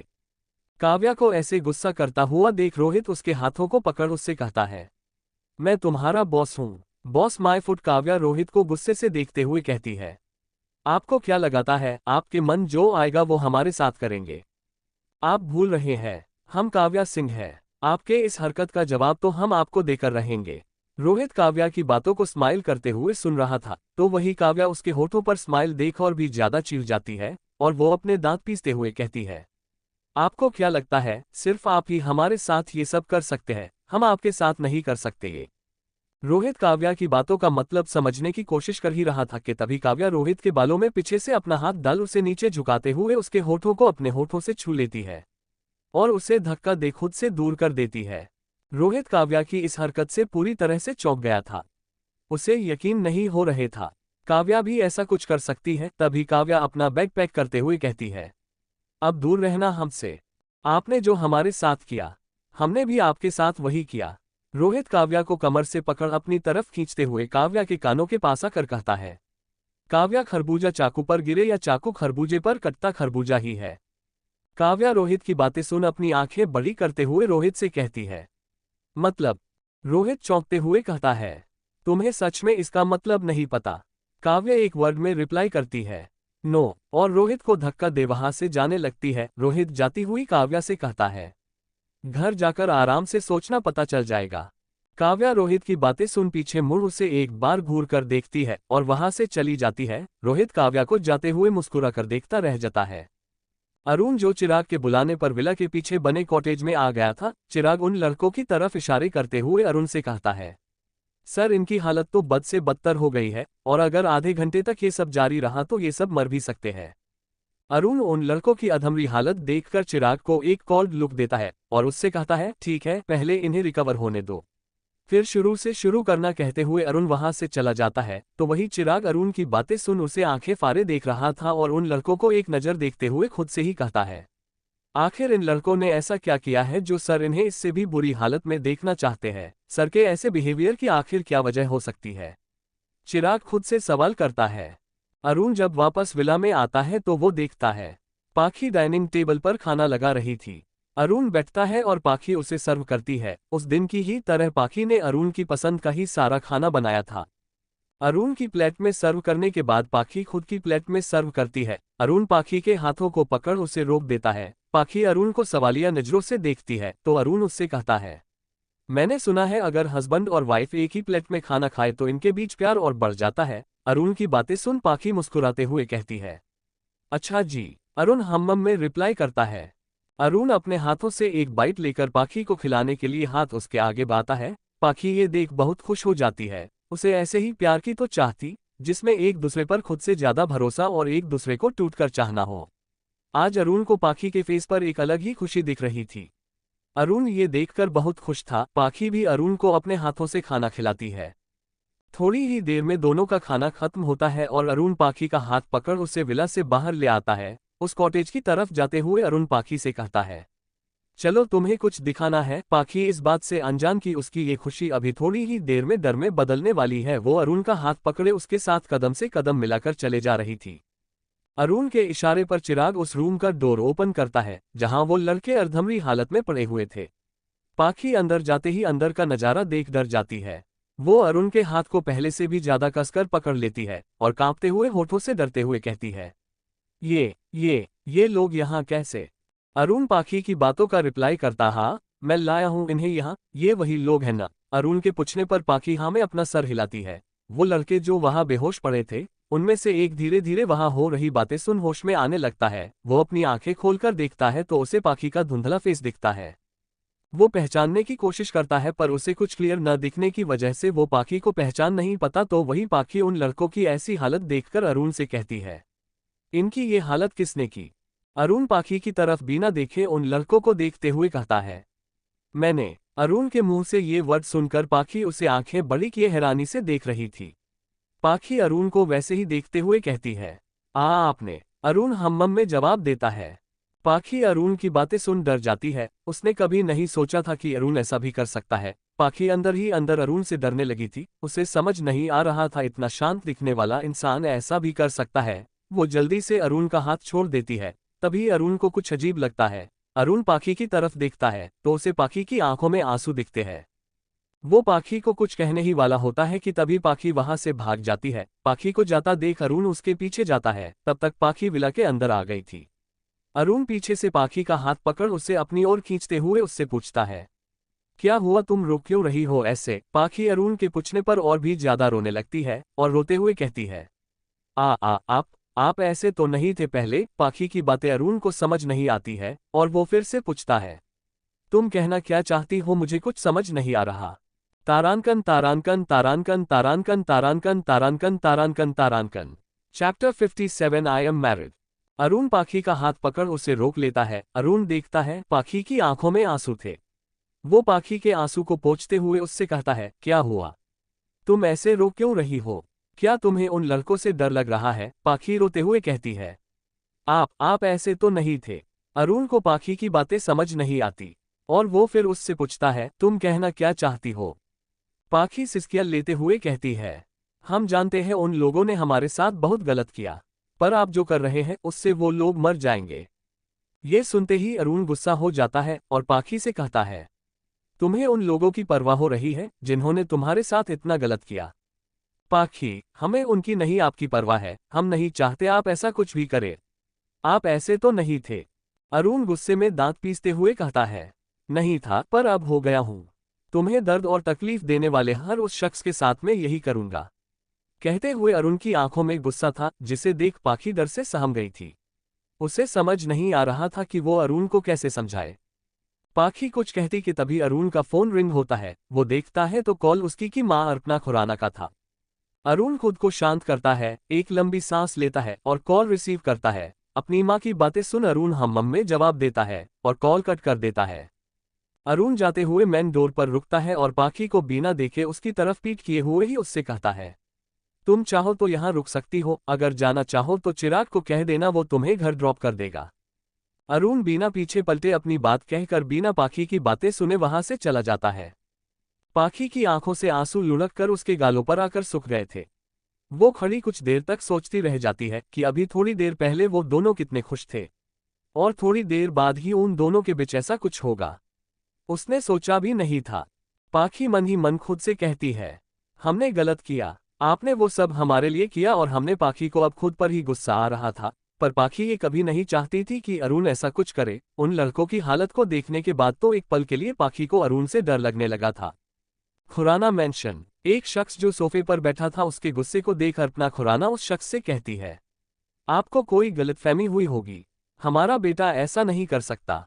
ये सुनते ही महेंद्र खुराना अरुण के पापा अपनी वाइफ अर्पणा की तरफ तीखी नजरों से देखते हैं, जिसे देख अर्पणा उनके गुस्से को काम करने के लिए मुस्कुराते हुए कहती है, अरुण अभी आता ही होगा, तब तक आप फ्रेश हो जाए। महेंद्र सोफे से उठते हुए कहता है, मैं कुछ महीने घर से दूर क्या रहा, तुम सब ने तो अपने मन की करनी शुरू कर दी। अब मैं आ गया हूं, अब सब वैसा ही होगा जैसा मैं चाहता हूं। कहते हुए महेंद्र खुराना जाने लगते हैं कि तभी वो एक आवाज सुनकर उनके कदम वहीं रुक जाते हैं। मेन डोर से अंदर आते हुए अरुण कहता है, मैं अब ऐसा कुछ भी नहीं करूंगा, जैसा आप चाहते हैं। अरुण की बात सुन महेंद्र खुराना पीछे मुड़कर अरुण को देखते हैं और उससे उसी गर्म लहजे में कहते हैं, आ गए आप, बहुत खुश होंगे ना। आप अपनी बाप की इज्जत को यूं सरेआम उछालकर, सीरियसली मिस्टर खुराना, मैंने ऐसा क्या किया है जिसके लिए आप मुझे ये सब कह रहे? अरुण मिस्टर खुराना की आंखों में देखते हुए कहता है। पास ही में खड़े आरव और माही एक दूसरे को देखते हैं और माही धीरे से आरव से कहती है, भाई लगता है वर्ल्ड वार 3 शुरू हो गया। आरव माही से डरते हुए कहता है, मुझे तो अब भाई से डर लग रहा है, इन सब के बाद भाई मेरे साथ क्या करेंगे? तभी महेंद्र खुराना अरुण को एक कोल्ड लुक देते हुए कहते हैं, तुमने जो मेहरा इंडस्ट्री के साथ किया है उसकी खबर है मुझे। अरुण बिना एक्सप्रेशन के कहता है, इसकी जिम्मेदार इशिता मेहरा खुद थी। महेंद्र खुराना, एक बात अच्छे से समझ लो, तुम वही करोगे जैसा मैं चाहता हूं। अरुण, आज तक वही तो करते आया हूं जैसा आप चाहते थे, पर अब मैं वो करूंगा जो मुझे सही लगेगा। अरुण एक्सप्रेशनलेस होकर कहता है। महेंद्र खुराना, अगले महीने शादी है तुम्हारी इशिता के साथ और ये शादी होकर रहेगी। मिस्टर खुराना अरुण को घूर कर देखते हुए कहते हैं। वहां खड़े सभी लोग ये सुनकर शॉक हो गए थे, पर अरुण, उसे तो जैसे कोई फर्क ही नहीं पड़ा, वो वैसे ही भावहीन खड़ा अपने पिता को देख रहा था। तभी अरुण कहता है, तो आप मेरी दूसरी शादी कराना चाहते हैं? अरुण की बातें सुनते ही एक बार फिर वहां खड़े सभी लोग हैरान हो गए थे। आरव माही से धीमी वॉइस में कहता है, भाई ने शादी कब की और उन्होंने मुझे अपनी शादी में बुलाया तक नहीं। आरव की बातों का जवाब देते हुए माही कहती है, भाई आप तो फिर भी ऑस्ट्रेलिया में थे, आपको नहीं बुलाया। भाई ने समझ आता है, पर मैं तो यही थी, भाई ने तो मुझे भी नहीं बुलाया। माही मायूस होते हुए कहती है। तो वही अरुण की बात सुनने के बाद महेंद्र और अर्पणा खुराना दोनों एक दूसरे को हैरानी से देख रहे थे। उन लोगों को समझ नहीं आ रहा था कि वो आगे क्या कहे। तभी अरुण कहता है, मेरी शादी हो चुकी है, I am a married man, और मैं पिछले कुछ दिनों से अपनी वाइफ के साथ रह रहा हूं। मिस्टर और मिसेज खुराना ये सुनते ही वो दोनों तो जैसे सदमे में चले गए थे। उनके पास शब्द नहीं थे कि वो आगे कुछ कह सके। आरव और माही तो हैरान के साथ अंदर ही अंदर खुश थे कि उन्हें अब एक भाभी मिल गई है। तारांकन तारांकन तारांकन तारांकन तारांकन तारांकन तारांकन तारांकन तारांकन। चैप्टर 58 पाखी का अरुण को मनाना। अरुण जो अपनी बात कहकर अपने रूम में जा चुका था, मिस्टर और मिसेज खुराना अभी भी वहीं खड़े थे। अरुण की बातें उन्हें बिजली के झटके जैसी लगी थी। उन्होंने कभी नहीं सोचा था उनका बड़ा बेटा एक दिन उन्हें बिना बताए ही शादी कर लेगा। मिस्टर खुराना जो बुद्ध बने वहां खड़े थे। मिसेज खुराना उन्हें सहारा देकर रूम तक ले जाती है। उन दोनों के जाने के बाद आरव और माही दोनों एक दूसरे की शक्ल देखते हैं और दोनों ही अरुण के कमरे की ओर चले जाते हैं।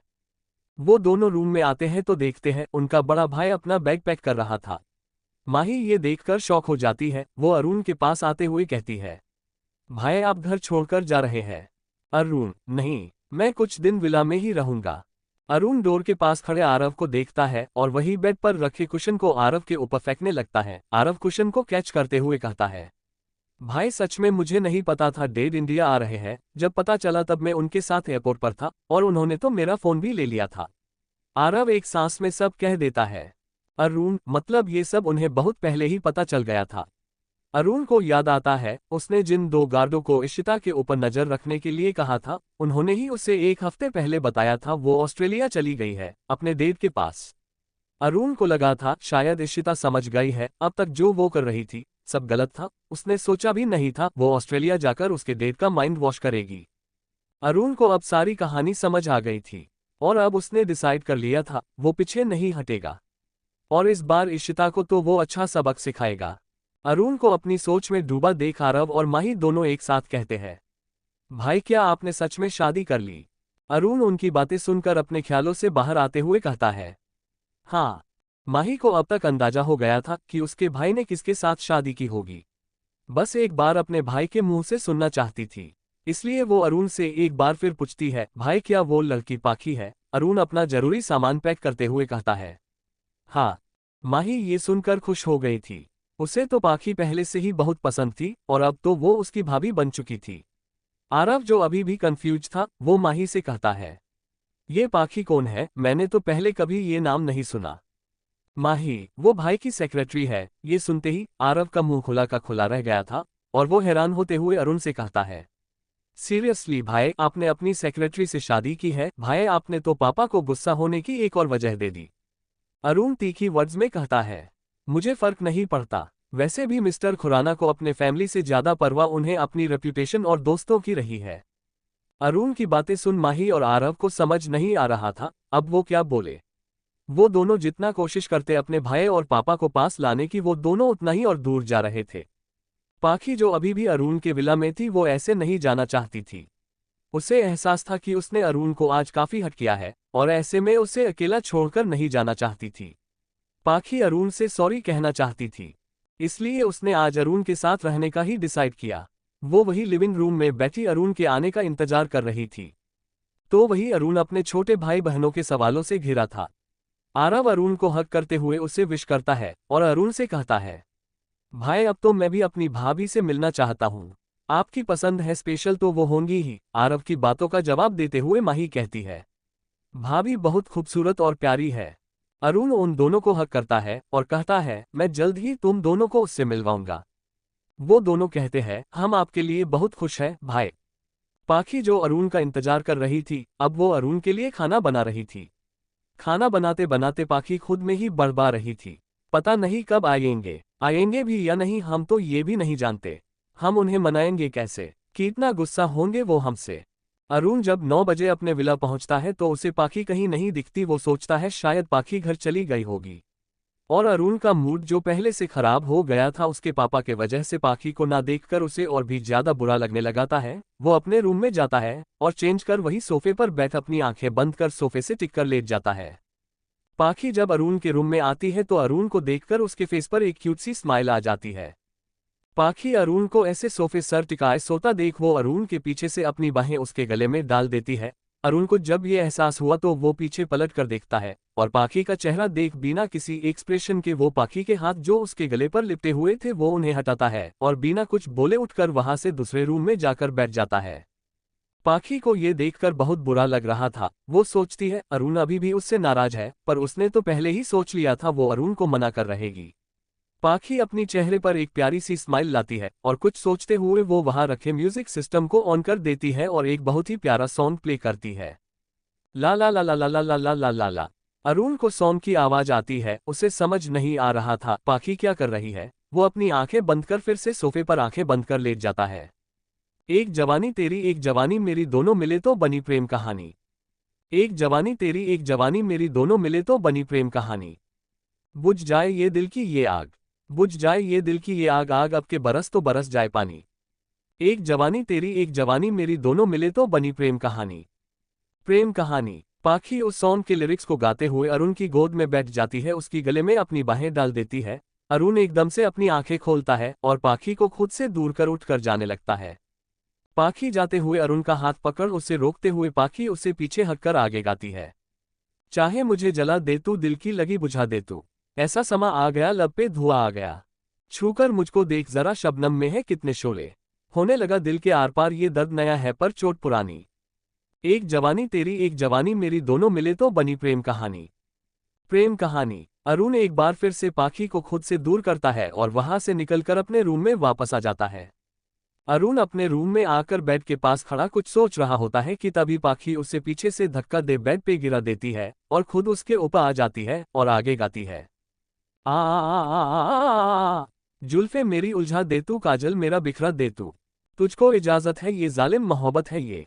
अरुण के हाथों को अपनी कमर पर रखते हुए छत की सीलिंग को देखते हुए पाखी आगे की लाइन गाती है, शर्म बहुत आती है मुझे पर तुझसे मैं क्या शर्माऊं, मेरा नहीं इसमें दोष होश नहीं, मुझको मैं हो गई तेरी दीवानी। एक जवानी तेरी एक जवानी मेरी दोनों मिले तो बनी प्रेम कहानी। प्रेम कहानी। अरुण पाखी को एक झटके से खुद से दूर करता है और बेड से उठकर चला जाता है। ये देखकर पाखी की आंखें नम हो जाती है। पाखी को बहुत बुरा लग रहा था और वो वहां से जा ही रही होती है कि सीढ़ियों के पास आकर रुक जाती है। उसे लगा जैसे किसी ने उसका हाथ पकड़ उसे रोका हो। पाखी पीछे मुड़कर देखती है तो अरुण उसका हाथ पकड़ के खड़ा था। पाखी उससे अपना हाथ छुड़ाती है पर अरुण उसका हाथ छोड़ने की जगह उसे और कसकर पकड़ उसे अपनी ओर खींच लेता है और पाखी को हक करके आगे लाइन गुनगुनाता है, ये दिल तेरा दीवाना है, गुस्सा नहीं ये बहाना है, तुझसे खफा मैं नहीं, तुझसे जुदा मैं नहीं, ऊपर से मैं कुछ भी कहूं पर अंदर से टूट गया हूं मैं, आ मेरे होठों के पास आ, ये प्यास मेरी जाग उठी है, ना कर बेईमानी। एक जवानी तेरी एक जवानी मेरी दोनों मिले तो बनी प्रेम कहानी। प्रेम कहानी। अरुण पाखी को अपनी बाहों उठाकर अपने रूम में लाकर बेड पे रखकर उसके ऊपर आते हुए आगे गाता है। बुझ जाए ये दिल की ये आग, बुझ जाए ये दिल की ये आग, आग अब के बरस तो बरस जाए पानी। एक जवानी तेरी एक जवानी मेरी, दोनों मिले तो बनी प्रेम कहानी। प्रेम कहानी ला ला ला ला ला ला ला। अरुण का छूना पाखी को बेचैन कर रहा था। उसके अंदर एक सिहरन सी हो रही थी। पाखी खुद को और ना कंट्रोल करते हुए अरुण को कसकर अपनी बाहों में भर लेती है और अरुण भी उससे उतना ही टाइटली उसे अपनी बाहों में भर लेता है और दोनों एक दूसरे के गले लगे हुए ही सो जाते हैं। चैप्टर 59 में उसे इस घर की बहू नहीं मानूंगा। पाखी अरुण की बाहों में बेफिक्र मस्त सो रही थी। पाखी के चेहरे पर एक सुकून था। वो अरुण की बाहों में सब कुछ भूलाकर सो रही थी, जैसे अब अरुण ही पाखी की पूरी दुनिया हो। और ये सच भी था, उसका अरुण के अलावा इस दुनिया में और कौन था। पाखी अरुण के सीने पर सर रख और अपना एक हाथ उसके गले में डाल सो रही थी। पाखी जो मस्त गहरी नींद में घोड़े बेचकर सो रही थी, तो वही सूरज की किरणें पड़ने से अरुण की आंखें खुल गई थी। वो सोई हुई पाखी को मुस्कुराकर देखता है और प्यार से उसके चेहरे पर आए बालों को हटाता है। अरुण को फील होता है पाखी ने उसके कॉलर को कसकर पकड़ा हुआ था। अरुण पाखी की नींद खराब नहीं करना चाहता था, इसलिए वो पाखी के उठने का वेट कर रहा था। अरुण पाखी की कमर में हाथ डाले सोई हुई पाखी को एक टक बस निहारे जा रहा था। पाखी के सोए हुए मासूम चेहरे को देखकर अरुण मन ही मन खुद से कहता है, ये तो डे बाय डे और भी ज्यादा खूबसूरत होती जा रही है। लगता है अब मुझे अपने सारे काम छोड़कर बॉडीगार्ड की नौकरी करनी पड़ेगी। अरुण जो पाखी के ख्यालों में गुम था, पाखी अब धीरे धीरे अपनी आंखें खोल रही थी। पाखी अपनी आंखें खोलते ही अरुण का चेहरा देखती है और मुस्कुराते हुए कहती है, गुड मॉर्निंग। अरुण पाखी के फोरहेड पर किस थ्रोइंग किसेस करते हुए कहता है, गुड मॉर्निंग मिसेज खुराना। खुद के लिए मिसेज खुराना सुन पाखी मुस्कुरा देती है और अरुण को और भी ज्यादा कसकर पकड़ लेती है। खुद पर पाखी की पकड़ कसते ही अरुण पाखी के कान में कहता है, अगर तुम चाहो तो हम आज ऑफिस से छुट्टी कर सकते हैं और यही अपना क्वालिटी टाइम स्पेंड करते हैं। अरुण की बातों पर पाखी उसे अपनी पलकें उठाकर देखते हुए कहती है, अच्छे से समझ रहे हैं हम आपके माइंड में क्या चल रहा है। कहते हुए पाखी उठने लगती है। अरुण पाखी का हाथ पकड़ उसे अपने ऊपर खींच लेता है और अपनी बाहों में भर लेता है। पाखी जो अरुण की कैद से आजाद होने की कोशिश कर रही थी। अरुण पाखी से कहता है, अभी नहीं, कुछ देर ऐसे ही रहो। अरुण के इतने प्यार से कहने पर पाखी भी जिद नहीं करती। दोनों कुछ देर ऐसे ही एक दूसरे को हक कर लेते थे। उन्हें कल की कोई परवाह नहीं थी, वो बस अपने आज को जी भर के जीना चाहते थे। खुराना मैंशन डाइनिंग टेबल पर ब्रेकफास्ट कर रहे सभी लोगों के बीच एक अजीब सी शांति छाई हुई थी। माही और आरव दोनों एक दूसरे को आंखों से इशारे करते हुए बातें कर रहे थे। महेंद्र खुराना चुपचाप बैठे अपने सामने रखी नाश्ते की प्लेट को घूर रहे थे। वो कुछ सोचते हुए लाउड वॉइस में कहते हैं, अगर तुम दोनों ने भी अपने बड़े भाई के जैसा ऐसा ही कुछ करने का सोच रखा है तो पहले ही बता दो, मुझे औरों के सामने शर्मिंदा तो नहीं होना पड़ेगा। अपने पापा की बात सुनते ही माही के गले में खाना अटक जाता है और वो खांसने लगती है। आरव उसे पानी पास करता है। माही पानी पीते हुए मन ही मन सोचती है, अभी मैं पापा को मयंक के बारे में कुछ नहीं बता सकती है। पहले ही पापा भाई की वजह से इतना गुस्सा है, बता दिया तो पता नहीं पापा कैसे रिएक्ट करेंगे। वहां की सिचुएशन इतनी ज्यादा अजीब हो गई थी। आरव और माही तो बस वहां से भाग जाना चाहते थे। तभी मिस्टर खुराना आरव की तरफ देखते हुए एक बार फिर कहते हैं, रेडी हो जाओ, तुम मेरे साथ ऑफिस जा रहे हो। आरव हाँ में अपना सर हिलाता है और अपने रूम में चला जाता है। आरव को जाता देख माही भी उठकर चली जाती है। अब वहां मिस्टर और मिसेज खुराना ही थे। मिस्टर खुराना ब्रेकफास्ट करते हुए मिसेज खुराना से पूछते हैं, क्या तुम जानती थी इस बारे में? मुझे बस 2 दिन पहले ही पता चला है, मिसेज खुराना डरते हुए कहती है। और तुमने मुझे बताना जरूरी नहीं समझा, मिस्टर खुराना गुस्से से कहते हैं। मुझे बस इतना पता था वो उसकी सेक्रेटरी है और उसके साथ वो टाइम स्पेंड करता है, ये नहीं जानती थी अरुण ने उस लड़की से शादी कर ली है। मिसेज खुराना एक लाइन में सब कह देती है। सेक्रेटरी वर्ड सुनकर मिस्टर खुराना रूड वॉइस में कहते हैं, क्या दिमाग खराब हो गया है? तुम्हारे बेटे का वो खुराना इंडस्ट्री का सीईओ है और उसने शादी की तो वो भी एक सेक्रेटरी से। क्या उसे हमारी इज्जत की कोई परवाह नहीं है? वो इतना गैर जिम्मेदार कैसे हो सकता है? उसने ऐसा करने से पहले एक बार भी नहीं सोचा हमारे रेपुटेशन पर इसका क्या असर पड़ेगा। तुम्हारा बेटा सच में एक लड़की के लिए पागल हो गया है। मिस्टर खुराना की सारी बातें सुनने के बाद मिसेज खुराना कहती है, मेरे बेटे की इसमें कोई गलती नहीं है, आजकल की लड़कियां ही ऐसी है। वो अपने फायदे के लिए अमीर लड़कों को अपने झूठे प्यार के जाल में फंसा लेती है। मिस्टर खुराना घूरते हुए कहते हैं, तुम्हारा बेटा तो दूध पीता बच्चा है ना, जिसे कोई भी अपने जाल में फंसा ले। एक बात तुम अच्छे से समझ लो, मैं उस लड़की को इस घर की बहू कभी नहीं मानूंगा। और अपने बेटे को ये अच्छे से समझा दो, मैं इस शादी को नहीं मानता। मेरी बरसों की बनाई इज्जत पर तुम्हारे बेटे ने एक झटके के पानी फेर दिया। अगर बाहर किसी को ये बात पता चली तो ये बात आग की तरह फैल जाएगी। तुम्हारा बेटा क्या अपनी इन हरकतों से मुझे मारना चाहता है? कहते हुए मिस्टर खुराना खांसने लगते हैं। मिसेज खुराना उन्हें शांत करते हुए उन्हें पानी देती है और मन ही मन खुद से कहती है, मुझे तो लगा था मेरी वार्निंग के बाद वो मेरे बेटे के पीछा छोड़ देगी, पर ये तो जरूरत से ज्यादा चालाक निकली। मेरे बेटे से इसने शादी ही कर ली। विला में रोहित, जो काफी दिनों से अरुण से नहीं मिला था, आज वो उसके विला आया था। उससे मिलने अरुण के साथ पाखी को देखकर रोहित सरप्राइज हो गया था। रोहित अरुण के कान में धीरे से कहता है, तूने घर बसा लिया अपना और मुझे बताया तक नहीं। सामने खड़ी पाखी को रोहित स्माइल करते हुए कहता है, अब तो मैं आपको भाभी कह सकता हूं ना? रोहित की बात पर पाखी मुस्कुरा देती है। वो अरुण से कहती है, हम घर जा रहे हैं। अरुण पाखी को मना करते हुए कहता है, घर कौन सा घर? अब से यही तुम्हारा घर है और तुम यही रहेगी मेरे साथ। मैंने काव्या को इन्फॉर्म कर दिया है, तो वो तुम्हारा सामान लेकर थी आ रही है। काव्या के आने की खबर सुनते ही रोहित के चेहरे के भाव बदल जाते हैं और मंद मंद मुस्कुराने लगता है। पाखी बिना कोई सवाल जवाब किए अरुण की बात मान लेती है और वो किचन में चली जाती है सबके लिए ब्रेकफास्ट बनाने। अरुण रोहित को खुद में ही खोया देख उसे हिलाते हुए पूछता है, तू कहाँ गुम है भाई? रोहित ना में अपना सर हिलाता है और काव्या के आने का इंतजार करने लगता है। Chapter 60 press conference. पाखी सबके लिए नाश्ता बनाने चली जाती है तो वही काव्या की आने की खबर सुनकर रोहित खुश हो जाता है। अरुण और रोहित हॉल में बैठे बातें करने लगते हैं। रह रहकर रोहित की नजरें मेन डोर की तरफ चली जाती है। रोहित काव्या का बेसब्री से इंतजार कर रहा था, मानो आज वो उसे बरसों बाद देखेगा।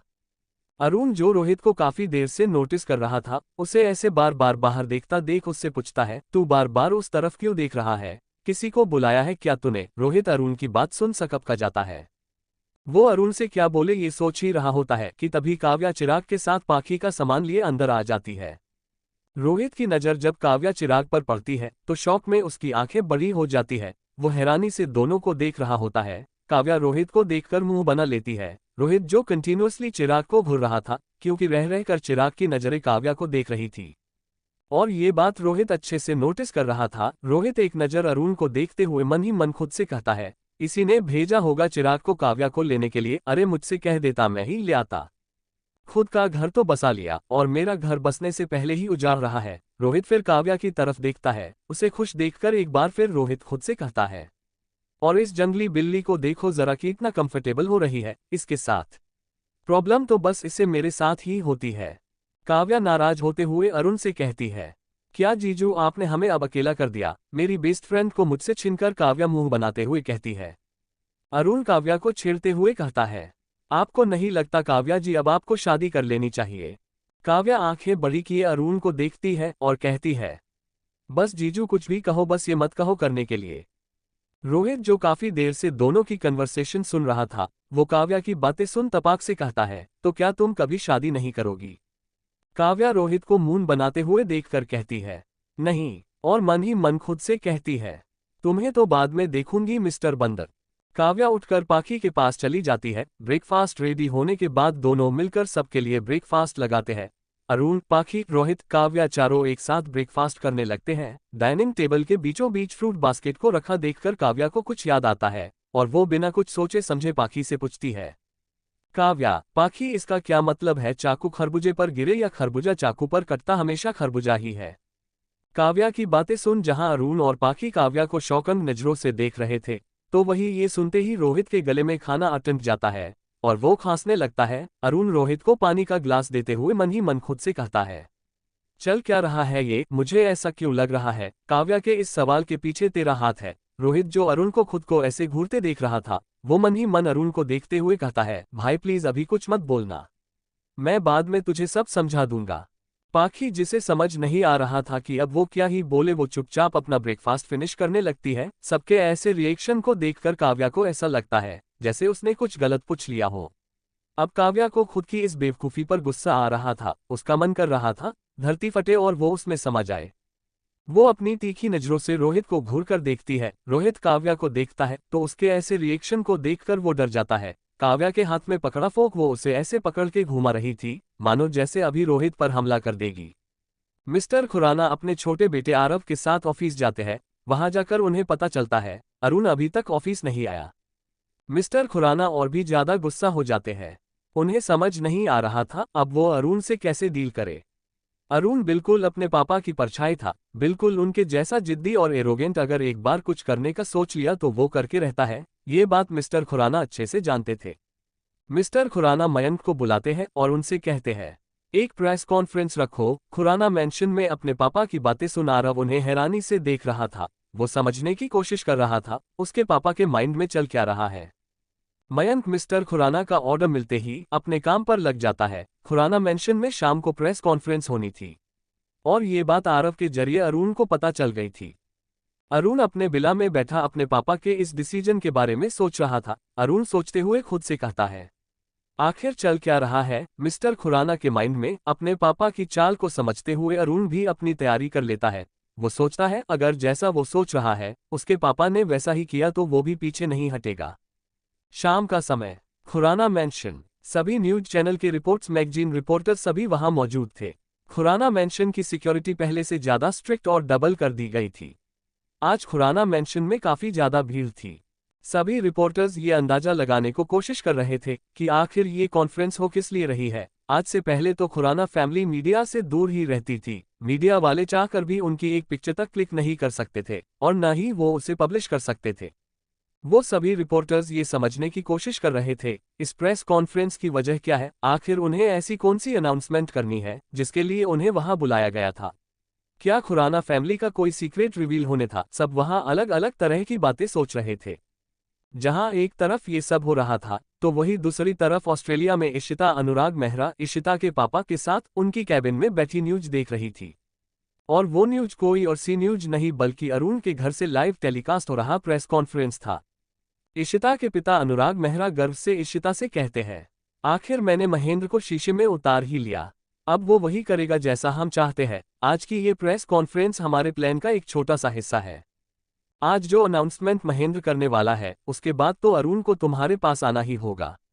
इशिता अपने पापा की बात सुन खुशी से स्माइल करते हुए कहती है आई लव यू डैड, मुझे पता था आप मेरे लिए ये जरूर करेंगे। आखिर कैसा प्लान बनाया था अनुराग मेहरा ने। अब किस जाल में फंसने वाला है अरुण और क्या अनाउंसमेंट करने वाले हैं महेंद्र खुराना। जानने के लिए पढ़ते रहिए accidental marriage. Thank for watching. Please like share comment and subscribe करें अगर वीडियो अच्छी लगी हो। तारांकन टी।